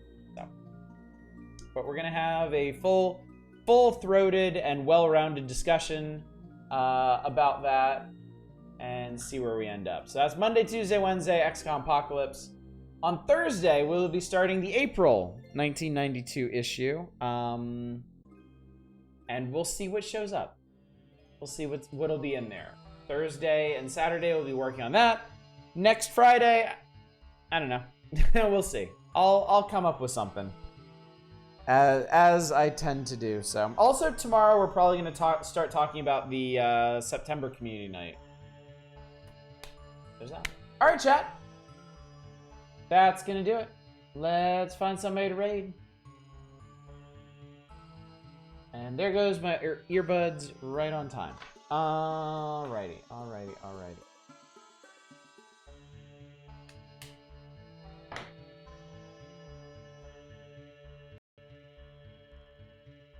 You know, chat, if y'all are so hard up for Zelda, I'm gonna send you over to Money Merc. They are doing Zelda 2, which we haven't thought about in some time. Why don't you go over there for that? Was that a bit early by my clock? About 10 minutes too soon for the earbuds to die. Oh my. Alright. Alright, chat. Thanks for coming out. Thanks for joining me for this struggle. We made it. We played a whole bunch of games of questionable value and quality, but we survived. And hopefully next issue will be better. Hopefully next issue will have more interesting and more entertaining stuff to go through. But the only way to find out is to be here for it. So hopefully I'll see you next week for a whole bunch of more streams and doing things all over the place with stuff. But until then, as always, y'all take care. Bye, everybody.